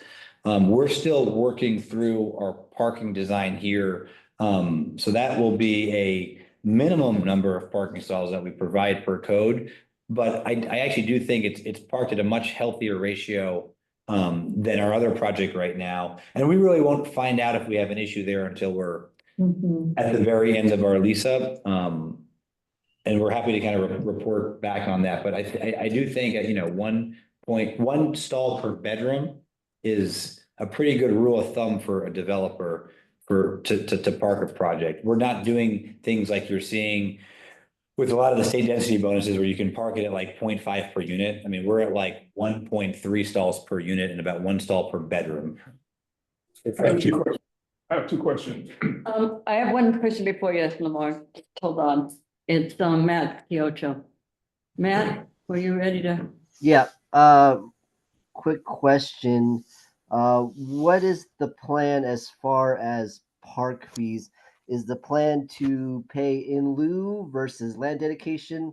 Is there a plan in place for that yet? Park fees, Quimby fees, and, I will be honest, I don't remember, we're not doing any sort of in lieu fee, and I don't remember which park or impact fee that we are subject to, but we're clearly gonna pay them all. You know, we don't see the direct benefit of that. It's not like we pay for them, then we get more trees in our project. Yeah. But, you know, whatever applicable park, Quimby linkage fees that we might be subject to, those are kind of clearly in our budget, but I actually can't recall them offhand. I can't either. I just know we account for them. I recently actually went through the Rec and Parks. Doug, So excuse me, Doug. could be a lot of stuff. Lamar was next. No, I know. I'm just kind of saying, I get it. There's different fees. It's not just Doug. Quimby. Yeah. Lamar was next.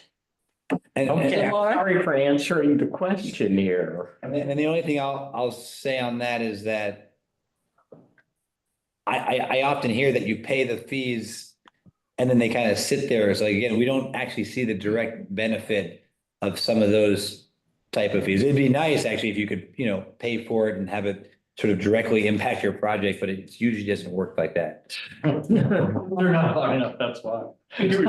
How many units is this? 281. How many are affordable? There's no affordable on this project. Why is that? Because we bought an entitled project that was 100% market rate. But your Vivo one, Our Vivo one has 16 affordable. You're saying of all these, that none of these are affordable. None of these are subject to an affordable housing covenant. the next person was Frank Anderson. Yes, you know, I was disappointed before when Holland came about the parking, a number of units allotted for parking. And now I see this has really reduced them also. And no, you can't control for the type of people who rent your units, but maybe you could start thinking of renting to people that have one car or less. Maybe that would solve the problem. But parking is so bad here already. I would really hope the developers who come in would really put a focus on that. Maybe they have, but to me, as one who uses downtown quite a bit, it's only become worse.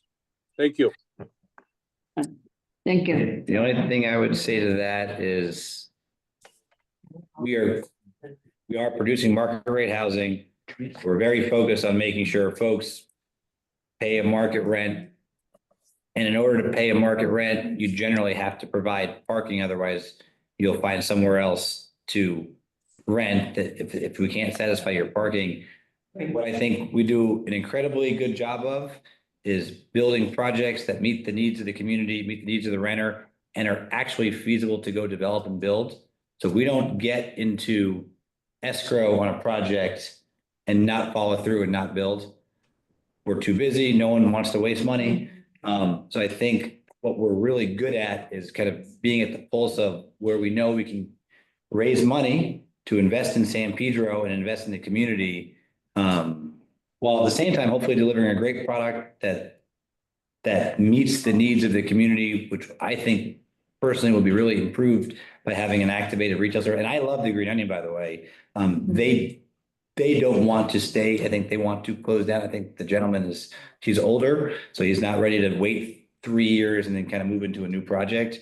But we're always trying to figure out where to save money, where to spend money, and do things in a way that make it attractive to the capital markets, which is just part of the game, call it. But in order to kind of get the types of projects that I know the community wants in San Pedro, you're always just kind of making sacrifices in certain places, and making investments in others. So again, I think we take pride in the fact that if we're going to take a site and control it, where the seller of the site can't do anything else, and so they're taking a big risk by making a bet on us that we can actually perform.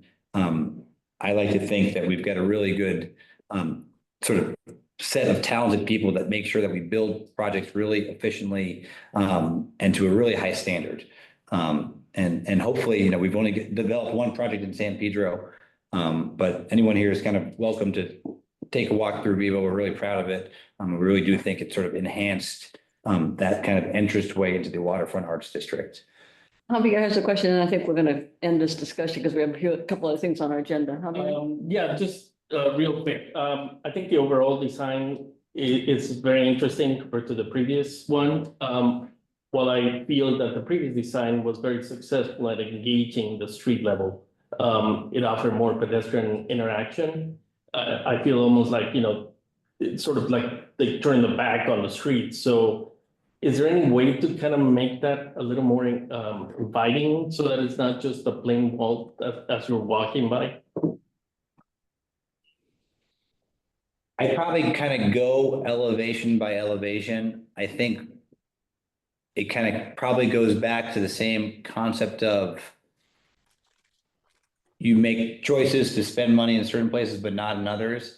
I think probably our biggest commitment from a design and pedestrian perspective is clearly along 6th Street, which I think is kind of the front door into the downtown, and the connection to the park, and the connection to the promenade. I actually think the tile and the landscaping that we have on east is facing. This is facing the piazza. This is facing the piazza. I think this will actually look sort of very attractive from the street. And I think having the wraparound retail right there where the glass is on the right will be a really nice feature. Couldn't there be a connection between the street and maybe that upper level so that the residents could come down to the piazza and have more of a connection to the open space in front of it? You're saying from the courtyard itself? Well, I mean, some way for the tenants to come down and use the piazza instead of having to go through the backside. They'd probably come through the lobby, which will also be right there on 6th Street. I know we do have a stairwell on the exterior that comes down on the south side. Yeah. We're in the super early kind of concept stage, and we're still making moves around actually all 4 elevations and the programming on the courtyard. But we're always looking to get a better connection between the residents who are living there and the community. I will say that. So we're probably still in the sausage making phase of some of these amenities. It's a really good comment. If you have ideas, you might want to email them to them. Sure. Yeah, Lamar, and then we got it. I understand. I have issues with this project. This is central. The fact that there's nothing having to do with affordable really concerns me. Understand where you're coming from. I would say we've done lots of projects in LA with mixed income. I'm aware of that. We're talking about this specific footprint. Understood. I'd say if there was a 5-10% affordable component on the project, we wouldn't be able to build it. Why is that? Because the rents wouldn't justify the cost of construction. And Mark, if I could say, I think when the original market rate project was approved, we were looking at mixed income throughout the whole downtown area. And we were looking at some it was pre-pandemic, but looking at some wallets that could economically help support the restaurants and retail in downtown. So we as a chamber are committed to a mix of housing, affordability, and product type. But I think we were looking at the overall map of downtown, looking at One San Pedro, and looking at where at that time where we could help economically uplift retail and restaurant at the time. And I think that's what went into the decision-making pre you buying the project. So it made sense to us. We bought a pre-packaged sort of set of entitlements. Now, had there been an affordable component, it would basically just mean that we could pay less to buy the project.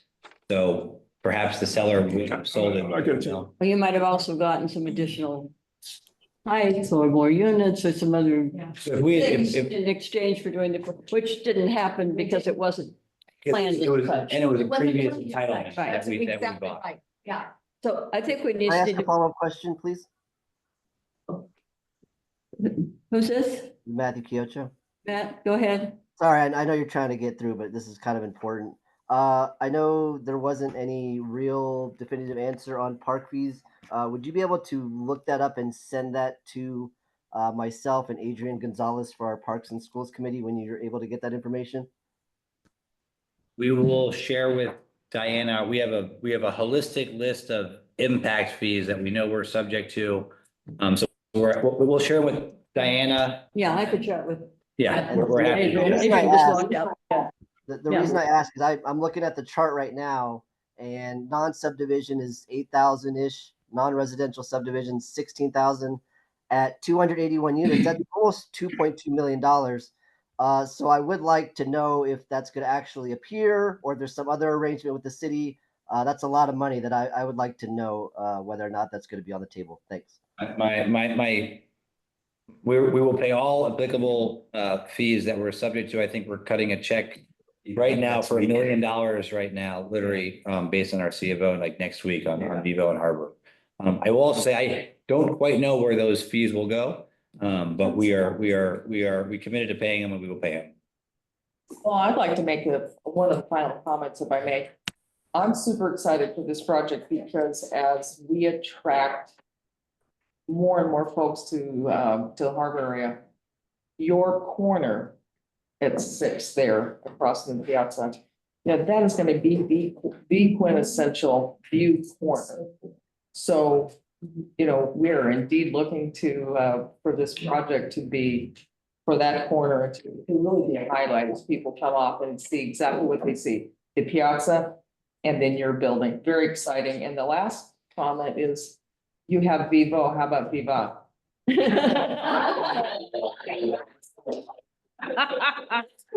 Just kicked off our branding visual identity. I think we're going to be getting name recs next week, so I'll keep you. Besides the. It's so beautiful and so sexy. Nothing would be more heartbreaking than not delivering a project with like a beautiful retail tenant. I can't sign off. So we're very, very focused on getting that space just right to make it attractive enough to get somebody. So we're trying our hardest. Pat, I'm trying to finish this up, Pat. What kind of income stream or return are lenders looking at these days?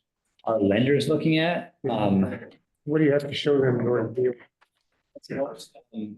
most folks that are investing in development right now are looking for yields in like the 6.5% range per year.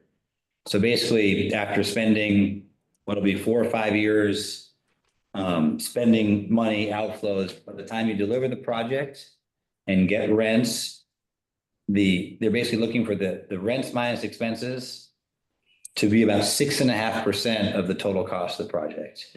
And that is very different from where we were 2 years ago. I will say, we were one of the very final projects that got like commercial financing at Vivo and Harbor. And I think we got lucky that we got started.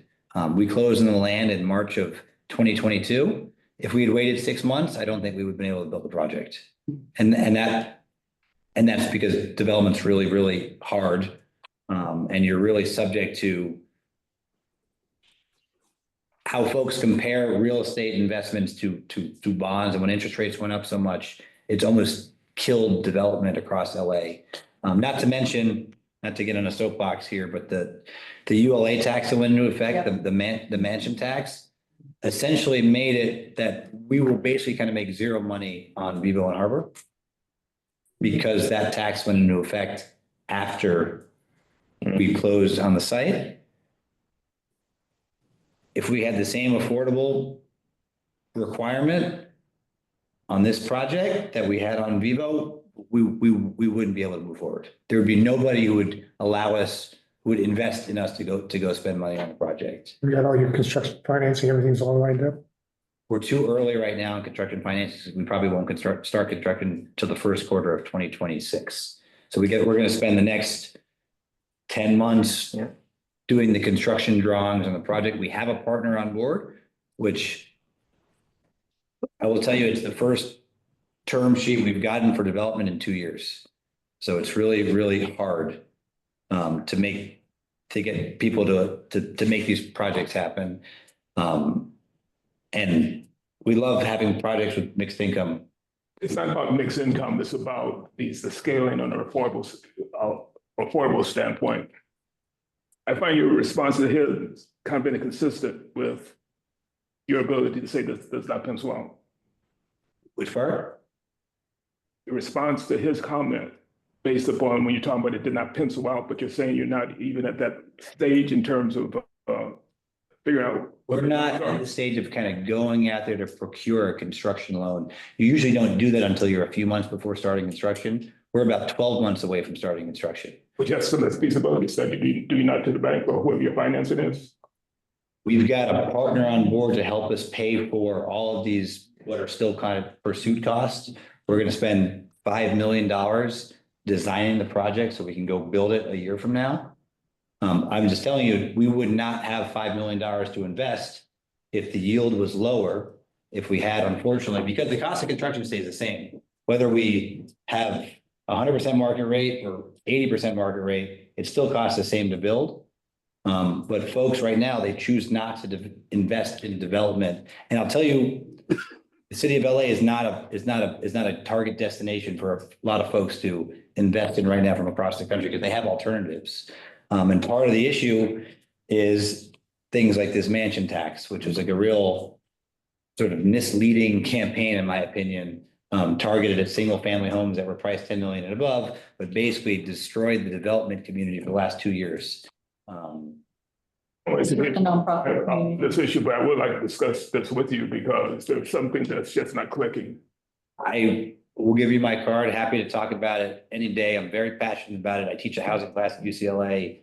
I love housing. I love seeing housing built. And I think the way to get more competitive rents for folks all across LA is basically to have more supply. We've got 10 million people living in LA County. You know how many units we produced last year? About 8,000 total. It's a drop in the bucket, and the only thing that's going to happen is rents are going to go up because you don't have enough supply. And putting a project together like this in the city of LA, I think is a really good thing for LA. I do think it'll be good for San Pedro. Doesn't check every box for every person. We understand that, but I do think it will make a great connection between that piazza and the retail on 6th Street, which is struggling more than I think any of us would like to see. Right. This should hopefully be a nice connection there, and all that investment on the waterfront, I do think will spill over. You've gone into another, Sorry. No, this is, you teach that class. It's a really important, Yes. it's a really important Yes. topic, and maybe some other time we want I to think so. have you come back and continue this Yes. through the conversation. This part, because Lamar, I want to tell you, our restaurants are struggling. Our retail is struggling. That was You have a restaurant person here, but what I'm saying is that's why the original project was supported as a market rate. Well, and the sad part moving forward, it'll be really interesting to see exactly what our economy is gonna do. Short-term, midterm, and long-term, just in 2025 moving into 2026 and the economy in general. Because we are struggling, the absolute best of us that know how to do it are struggling all over. So we need this influx of people and money. You're the restaurant person. I am the restaurant. She is. My 30th, trying to make it work and keep going. Yes, I would like to end the conversation with Alex. We really appreciated it. Thank you. You've opened the can of worms that we've kind of touched on in prior meetings. And I think it really would be good to have you come back sometime and talk more about the. I want a Zoom link. I want a Zoom link to your UCLA classes so we can. Always welcome, Public University, happy to. Anytime, so. Okay, well, thank you. So I want to move on to the next item on the agenda. Anderson, and then I do the Reardon program, and I do the extension too, so it's fun. Next on our agenda is any update from CD15 from Axel Palacios. Axel, you're back on board and we're thrilled that you're back. Want to introduce yourself and Yes, most definitely. Can you all hear me? yes. Great. So thanks for having me. This meeting, this first time around in a couple of years. So for those of you that I didn't get a chance to meet in the last couple of years or have joined the boards in the last couple of years, my name is Axel Palacios, and this time around in this iteration of CD15, I am the Director of Port and Capital Projects. I am not the planning director. I think that's Pam Thornton that you all have been working with over the last few years, but I am very happy to be back on board. And so the reason I wanted to jump in today is one, I'll be attending regularly because I know that all of the neighborhood councils have a joint interest in development along the waterfront. And so I wanted to give you all kind of an outline of some of the projects that are in my portfolio. Last time around, I was a bit of a Swiss Army knife for the office, and I think that's still kind of the case in some ways. So I do have a lot of our waterfront redevelopment projects that are under my belt, but I'm also working a lot on a few of the major planning and land use developments in the district. The majority of my work is in San Pedro and Wilmington. And then I'm also kind of touching base on some housing and some preservation work. So I can kind of outline some of our public works projects and a few others that I'm involved in, and then open the floor if there's an interest in any of those. And of course, moving forward, I'll be on board quite a bit. This time around, I know that you all had a hybrid meeting set up, and hopefully I get to see you all in person very soon. Since the last time I saw a lot of you, I've became a dad about 4 months ago for the first time, so you can imagine lack of sleep and very much appreciating being able to join online this time around. Yeah. So let me jump in, give you all a brief kind of overview of some of the major projects, and then one that I'm going to touch on the most, which is the Vincent Thomas Bridge. That's the one I'm going to provide you the largest update with. But the projects that I'm working on specifically are West Harbor. So I'm working on the city side with Building and Safety, Department of City Planning, basically trying to get the developer through plan check on several phases of the project. The San Pedro Fish Market, of course, is part of that, but is a separate project on its own. And so I'm working on both ends with Building and Safety primarily at this point in the projects. We're still moving along. We've got a couple of issues that we're working through, but overall, the project is coming along, as you all know, and get regular updates fairly on pace. The Alta-C project. So I know that there's been a couple of updates that they're making to their space, specifically the Sirens by the Sea project and Beneficial State Bank, who are also working their way through Building and Safety. And so I'm very much in the mix on those two projects as well, and working on getting the appropriate clearances to get their certificates of occupancy active. The one project that's kind of a major one that is housing related that's been placed on my portfolio is One San Pedro. And so that happened in the last couple of weeks. So I'm slowly getting myself into the mix and reconnected with Alexa and Jenny Scanlon and the entire group. And so you'll hear more regular updates from me on One San Pedro moving forward. And then, two projects, one that I was able to start working on when I was here during the last administration, which is the Piazza. And that project is slated for completing construction in October of this year. And so I'm very happy to see that one through to fruition.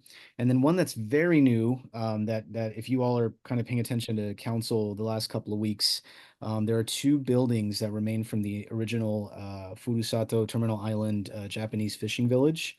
And we've introduced a motion to explore the possibility of providing those with HCM designation, historic cultural monument designation for those two buildings. And that's going to be moving along in the next couple of months. Outside of those projects that you all are familiar with, PAIP is another that's within my portfolio, and the rest is really a lot of infrastructure work in Wilmington, including the development of a business improvement district, property-based business improvement district over there. So if you like, I can open it up if any of those caught anyone's eye or interest, and then I can jump into VTB because I know that one's gonna run the gamut a little bit. Can you start just with giving us what you think now the timeline is on the release of the PAIP recommendations? Yes. So full transparency, we've got the first draft that was sent by Port of LA staff over to our office. And so council member and I have sat down a couple of times to discuss the proposed list. I would say in the next 2 to 3 weeks, we'll be ready. To be frank, we have a couple of issues we're working through with port staff on the Wilmington side. And so that's the reason we haven't, kind of moved back yet. We're still pushing back and forth on which projects should make that list to finalize it. But on the San Pedro side, it's, a lot of the projects that were recommended and were taken into account look like a lot of what the community had originally wanted. So 2 to 3 weeks, and we should be able to make the rounds and give folks an idea of what's being proposed. The questions? Yeah, how can we be in contact with? I'm sorry? Yeah, what's your phone number, Alec? Now, Axel, I think is what he wants to know.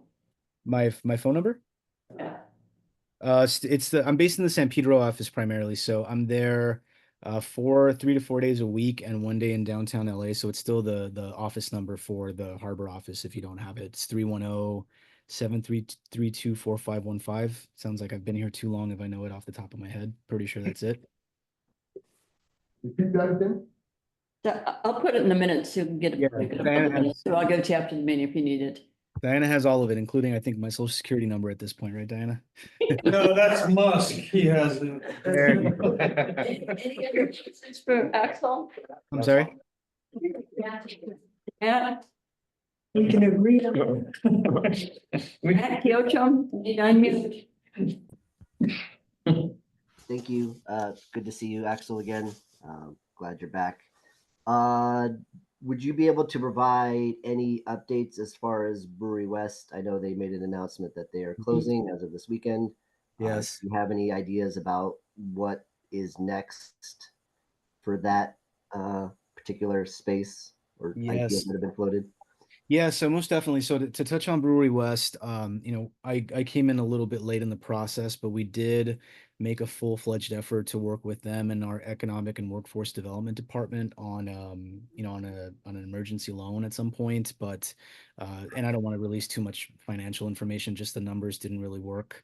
And there was a lot of capital that was going to need to be invested, and the city's any portion of a city loan, which it was going to be difficult to qualify for, was going to be, not enough to really kind of propel them into the future. And so it didn't really work out, unfortunately. But in terms of future uses, the master tenant over there at Crafted, Wayne Blank and Arun, have been looking at, in the meanwhile, kind of extending special event permits as much as possible, because one of the concerns that we have, and I'm sure the neighborhood has as a whole, is that the site will become deactivated, right? It'll become empty, and that can attract a whole lot of other issues. And so I know that they're looking currently at just some special event permits in the meanwhile. Permanently, no, I think the canvas is still pretty blank. I know that there's obviously kind of food and bar service that are of interest there, but if that's going to be a longer term project, it's going to take quite a bit of work through the Department of City Planning, as well as building and safety, to kind of retrofit that space, and some investment that's going to be required to allow for kind of greater capacity of occupancy there. So those are some of the long term things that are being floated, but canvas is still pretty blank. Thanks. Appreciate the update. Of course. Anything else? Okay, well, thank you, Axel. And again, welcome back. Yeah, do you guys want a little something on Vincent Thomas? Oh, okay, yes. All right, just figured, I know that one's going to be a major one. So I want to be, completely transparent. I know a lot of you on the neighborhood councils have been involved in a few meetings with Caltrans. I've been on, since I've been back since September, probably all the CAC and TAC meetings, along with a slew of other ones that are kind of really specific to project sequencing. And just so you all know, the council member has some major concerns about the current TMP and detour routes that are being proposed, as well as project sequencing. So to give you all some ideas that we've raised with Caltrans, currently they were looking at establishing Harry Bridges in Alameda in Wilmington as their primary detour route. And so their philosophy is they're trying to use the freeway system as much as possible.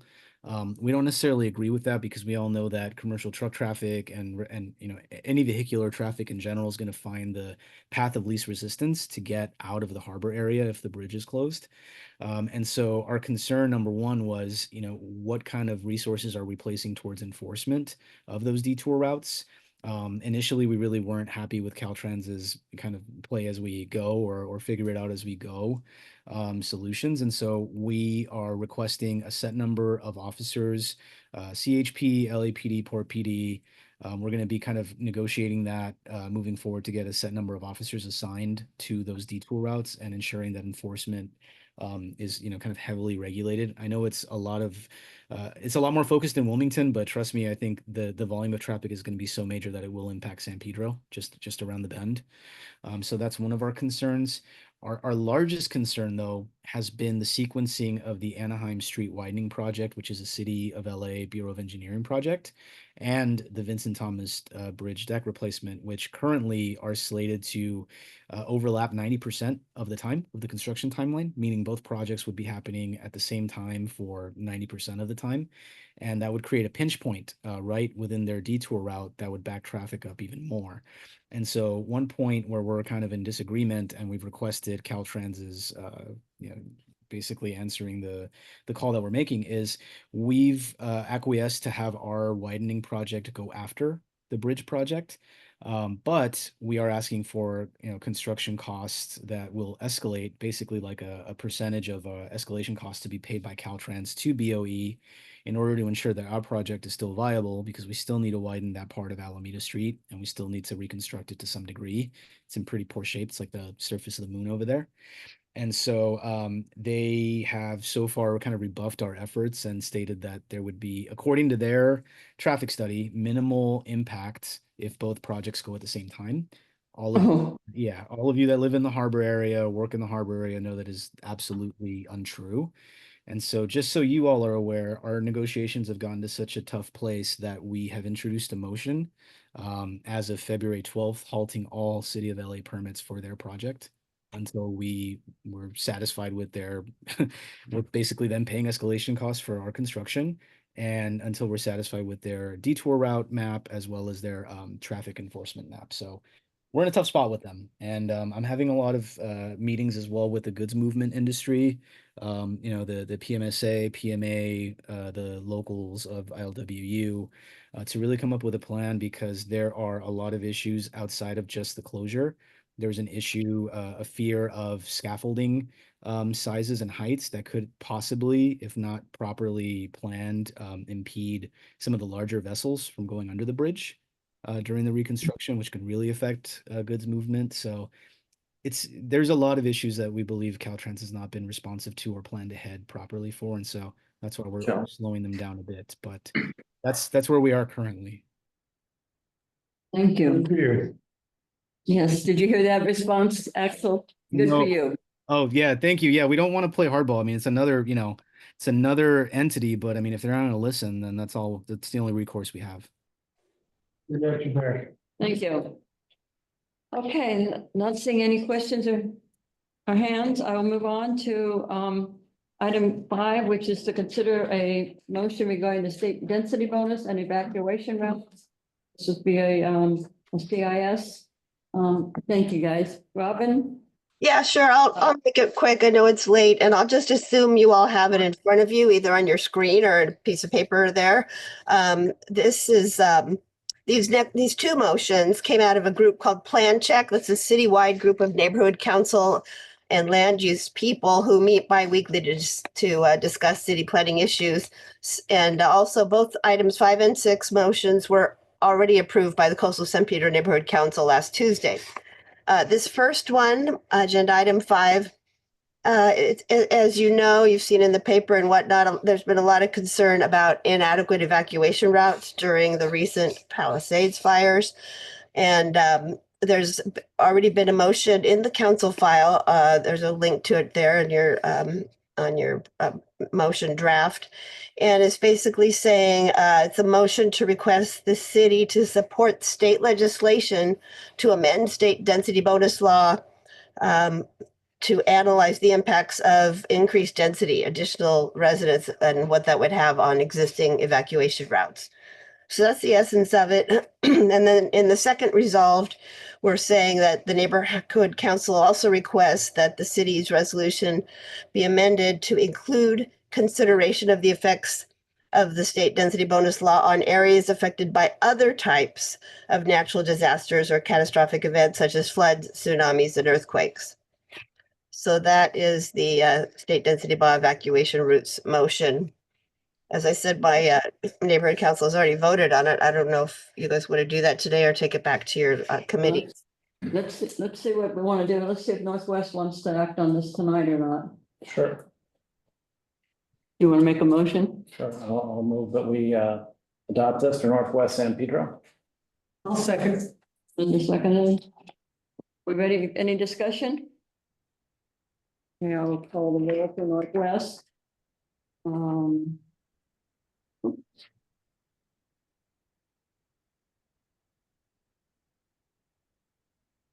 Linda Alexander? Yes. Not here. Pat Nave? Yes. Jason Herring? Yes. Sam Rampy? Yes. Tom Norman? Yes. And Diana, yes, so it carries unanimously. Does Central want to do this or take it back? What do you want to do, Lamar? We'll vote it now. We'll vote it now. You want to vote on it? Okay. Lisa, Overall, no problem about. okay, well, who made the motion first? I'll make the motion. Okay, Okay, Frank Anderson, Yes. Dr. Charles David Henry, Yes. Lamar Lyons. Yeah. Adrian Fernandez, yes. Motion passed. it was 4 votes, right? Okay, Robin, next. Okay, very good. So this next one, agenda item 6, is on the housing element and relief from the builder's remedy penalty, I guess you could say. And I believe something to this same effect was already passed by the County of Los Angeles, but it isn't yet been proposed for the city. So we're asking our council member to introduce a measure to city council stating that the city include in its 2025-26 state legislative program support for any legislation that would result in amendments to state density bonus law and housing accountability law, measures to suspend the application of builder's remedy. And that is the penalty for not meeting the housing goals and so forth. I don't know the details of it, but it's it would be very difficult with this additional housing crisis we're under due to the fires. There's new demands placed on the need for more construction workers, more materials, prices are going to go up. Someone mentioned a while ago about interest rates, the mansion tax. So there's just a number of variables that are working against the city's ability to meet these RHNA housing goals. So we're joining in the county in asking that we get relief from that. I won't read all the whereases because I will assume you have it there. And that is the motion. Okay, any questions for Robin? Northwest, does anyone want to make a motion? Are we ready to vote on it? Second. Second. Who made the motion? Well, I was making a motion. to Moved to Pat. Tom, second to Linda. Pat, did you? Well, I do have a question. I want to comment. Whatever. Yeah. Time. My one concern about it, Robin, is that it looks like it benefits the rich areas that are going to be impacted by maybe impacted by fires, and they're going to be relieved of their obligations or their shared responsibility for creating more housing. This doesn't change I think the, the city as a whole is not by community. Just The city as a whole, okay. yeah. Yeah, it's the city this applies to the city as a whole, and just because there were fires that burned up Pacific Palisades and Eden, all these different places. The fact of that put a huge strain on the city's ability as a whole to potentially meet these RHNA numbers, and the builder's remedy is a penalty imposed by the state for not meeting those numbers. And so now we've got this natural disaster to contend with, got potentially increased prices. You've got the Attorney General guarding against price gouging like a watchdog because, all this kind of stuff that's happening. And the builder's remedy is basically a punishment for not meeting the goals, but because of these fires and everything that needs to be rebuilt now, that's totally tapping out the resources even more. So we're saying, hey, give us a break from this penalty because we've got all this other stuff to deal with, and it's a citywide break. Thank you. I have a question. Yeah, go ahead. No, Go ahead. Mom. how would this impact the demands on San Pedro? How would it impact the what? Demands in terms of housing as it relates to San Pedro? It doesn't impact the demands for housing. What it does is it just, what the builder's remedy does is if you're not meeting your goals, it comes in and lets a builder develop things that they would not have otherwise really have been allowed to develop just without any public review. So it just, it's a builder's remedy is kind of a punishment for those entities that originally that didn't adopt a plan that was acceptable. Los Angeles has adopted a plan that's acceptable. The concern is that we may have trouble meeting those goals because now there's going to be so much of the resources go into the rebuilding of the rest of Los Angeles that's burned down, that there may not be as much resources. This is a conversation I think we could have been having with Alex. You know, what's going to be the impact on this on the financing, for example, for other projects, the financing because of the fire and all the resources that are going into rebuilding. So that's what this is addressing. Alan has a question. Yes, partly in response to Pat's concern about the differential impacts. Noel is correct that this applies throughout the city of Los Angeles. And I would point out that the most damaging earthquake in Los Angeles was in the Los Angeles basin was the Long Beach quake in 1933. And the majority of the structural damage done was in communities in North Long Beach, Compton, Gardena, Carson, and areas that are far removed from the areas that were impacted by the fires, but they would benefit by this modification to the builder's remedy to property development. So it is, I think, a proposal that has wide benefits to a cross-section of the population that may potentially face hazards other than, well, in addition to fire. Thank you. I mean, my question is, we have Brian at the table with us from Senator Richardson's office, don't you think our state leadership's going to recognize this? I mean, our governor's been here on the ground, looking at the situation. I'm just interested in why at this time we feel we would need to introduce this legislation rather than reaching out to state leadership on how we can put a pause on it or how we address this at a state level versus every different jurisdiction introducing these motions. But that's just me. I think it's a good idea. Sorry to interject. I think it's a great idea. I've been taking notes the whole time, Brian, first time here. So all of the everything that you approve and discuss, I'll of course take back to the center, but it wouldn't be too far-fetched at all to have that conversation with the center. In addition to that, she has introduced in the direction of the governor as well, just some protections for those that were victims of the fires. But this is, and this I could definitely feasibly see this. The only thing there was the deadline to introduce bills was last week, but there are budget trailer bills, spot bills. So obviously I'm not the ledge person. I have their better team members for that, but I can of course talk. I just know, and I'll send it to you. I know BizFed is working on a whole list of state bills to help out for fire relief and on all of these issues rebuilding. So I'll send that over to you. Take a look at it. Thank you. Okay, with that, I'll call for the question for Northwest. Yes. And Linda, yes. She's the first on the list, but Linda, I got to get to my list. That's what I do. I can record it. I'm sorry.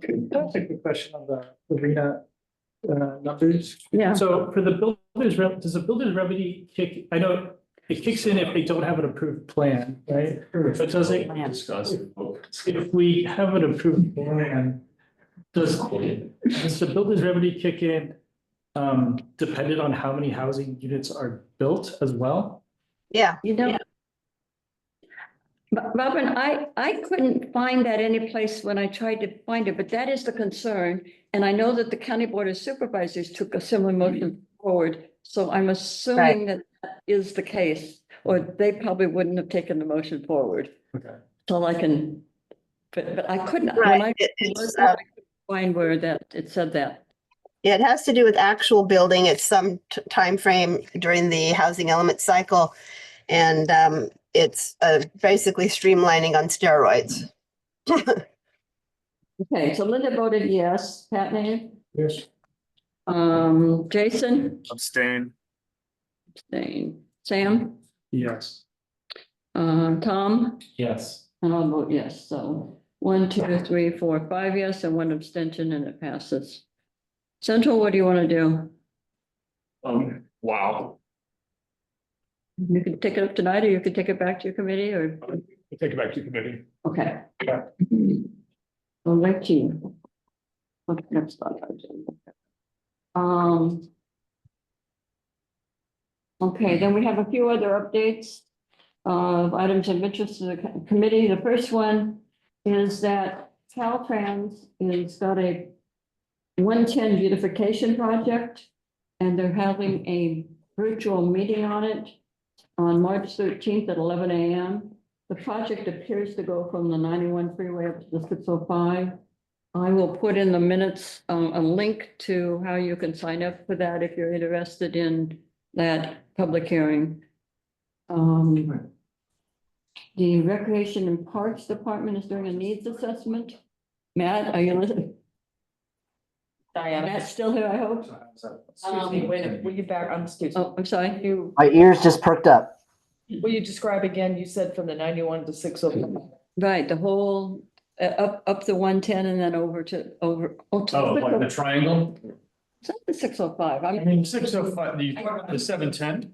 I'm wrong. It goes up it goes up from the 91 straight up and then across, at some point. The 710, that makes kind of a triangle Yeah, to Long Beach, I may have misspoke. more like a trapezoid act. Okay. But it goes up slowly from 91 up to 110 freeway, and then then it turns. And will you repeat the date again for me? Yeah, it's March 5th, Wednesday. Oh, excuse me, I'm looking at the wrong thing. It's 13th. yeah. March 13th at 11 a.m. And I have the link here, but I'll just have to send it to you. Thank you. Okay. Recreation and Parks is doing a needs assessment. And for this area, there's an in-person assessment on Wednesday, March the 5th at the Wilmington Recreation Center, which is on Neptune in Wilmington. It's from 6 to 8 p.m. There's also a way to take a survey that they have that's online at needs.parks.lacity.gov. The survey has both a short version and a much longer version, so you decide ahead of time which one you want to take. This is all relevant to your committee. Yeah. Yeah. I got the email and everything. You got it, okay, good.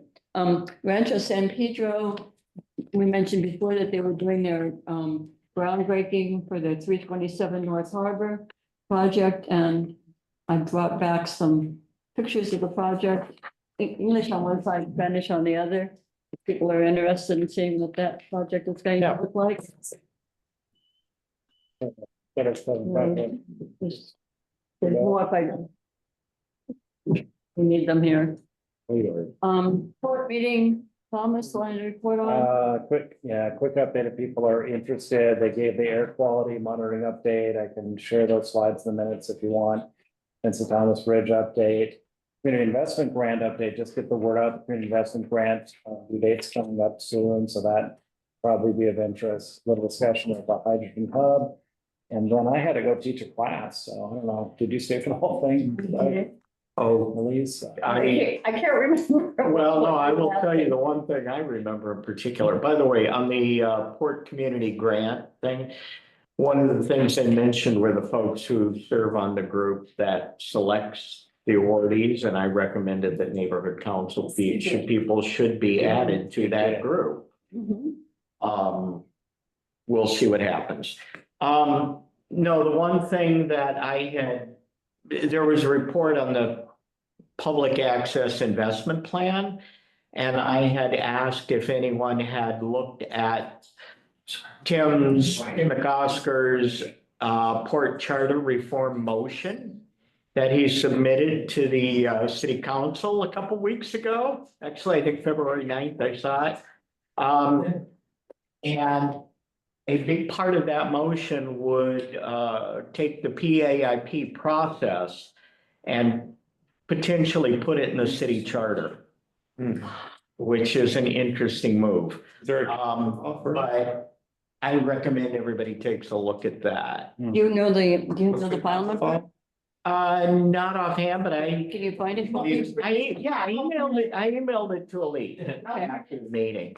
And I sent it to Augie thinking he was gonna send it to everybody, and he didn't. Can you send it to me, Scott?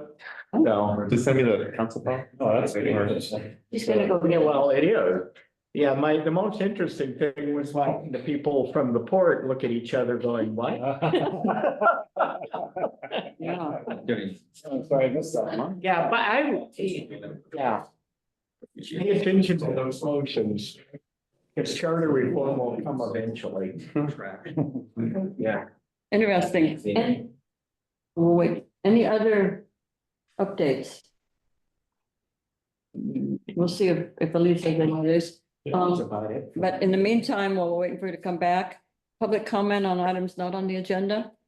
We could comment on the meeting with Stefano Ronzini that we went to on Outer Harbor and the Harbor Bit.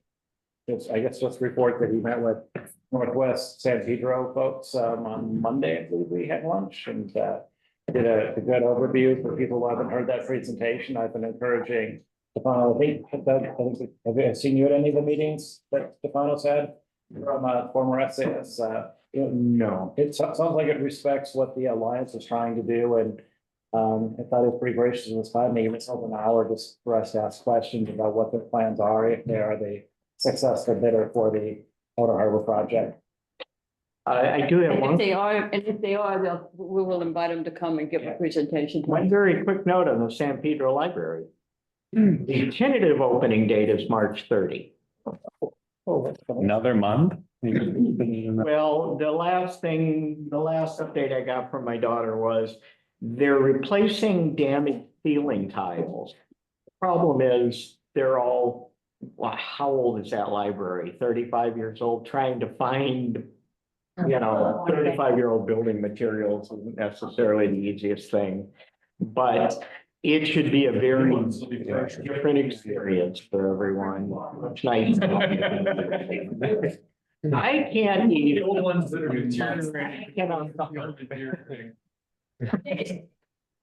you know the file number? It's not on there. Yeah, it's not on here, no. Yeah. It's not. Oh, yeah, okay, because the city clerk adds it later. Yeah, this. They never have them initially. No, this is because this is from Tim's office. Yeah. Building is pretty. Yeah, they have that. CD 11. We'll find it. We'll find out. Yeah, I question now. All right. And I probably look it up right now. Yeah. Okay, anything else before we adjourn? Let me hold it up. Yes. Hi, so I'll just give a brief report because I know it's kind of late. Also just for future, I would love to come to these meetings more regularly. If you want to make like government updates as part of the, because I didn't want to interject either as well. But first and foremost, hi, Brian Martinez. I serve with Senator Richardson's office. We've been in office, well, she's been in office for about 3 months now. I've been working for her team for about a month and a half. So just, again, top of mind updates. So 2 things regarding Vincent Thomas Bridge. Seems like most of it was already covered. We stand parallel to a lot of the discussions that have been brought here today, along with Assemblyman Gibson's office. It's just, we want there to be a collaborative process within this because it seems like you're just butting heads. So we're just trying to find a symbiotic middle ground to make sure that A, it's efficient, and B, it's affordable as possible. And we can get it done before the Olympics. That's my only concern. That seems to be the bench that everybody's shooting for, so Yeah. that's remaining. The second thing was regarding North Gaffey project. So I was able to get in contact with our, the chief deputy director that, that had something to do with the permitting process with the Port of LA. So now they're in direct communication, the project manager and the Port of LA. I don't foresee there being a further delay, given that they're talking to each other now, so I'm really optimistic that we're gonna get that extended and then finalized. Last thing, I kept, like I said before, the policy and leg deadline was last week. So I have some bills, if y'all are interested, we can talk about it later because there's 19 of them. But some of them are regarding medical access, obesity treatment, different notification levels for report emissions, small business contracts, having state incentivizing the state to require at least 25% of the contracts to be go to small businesses. I can go in on this for a while, but if you want any information about any of the bills, I can email it to you, the list, and then from there you can ask directly. And I'll send it out. I think that would be. That'd be great. Okay. And if next time you want to send a list ahead of time, then people could be prepared to ask questions on it. Absolutely. And bear in mind though, that most of these are pending, they gotta go to committee, then they get voted on, then they go to the assembly. So, just the process, right? I'll keep everybody appraised as the process develops, because I don't expect y'all to be, looking at these meetings all the time, but just know that I'm here to kind of answer any questions, whether it's bureaucratic or, anything at all. So yeah, that's about it. We're particularly interested in legislation that has to do with housing and land use. We'll talk, yeah. And let us know if you can come, because we'll put you on the agenda right at 4, right, with the congressional, with the with Tim McCosker's representative, so we do that elected official. I plan on being more present at the neighborhood meetings after May. I'm just finishing up my master's program. Except Tuesday nights seem to be really popular with my class, so I will, as soon as that's done, I'll be more present. I promise. We appreciate you being here. Thank you. And I do have that council file number. Wait.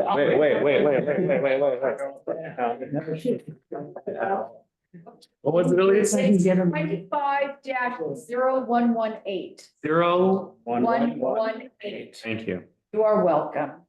This might be a good one to agendize. This is interesting. Yes, I think. That's why I raised it. Doug, because I missed this one. All right. Put you on the computer. With that, the meeting stands adjourned. All right. So.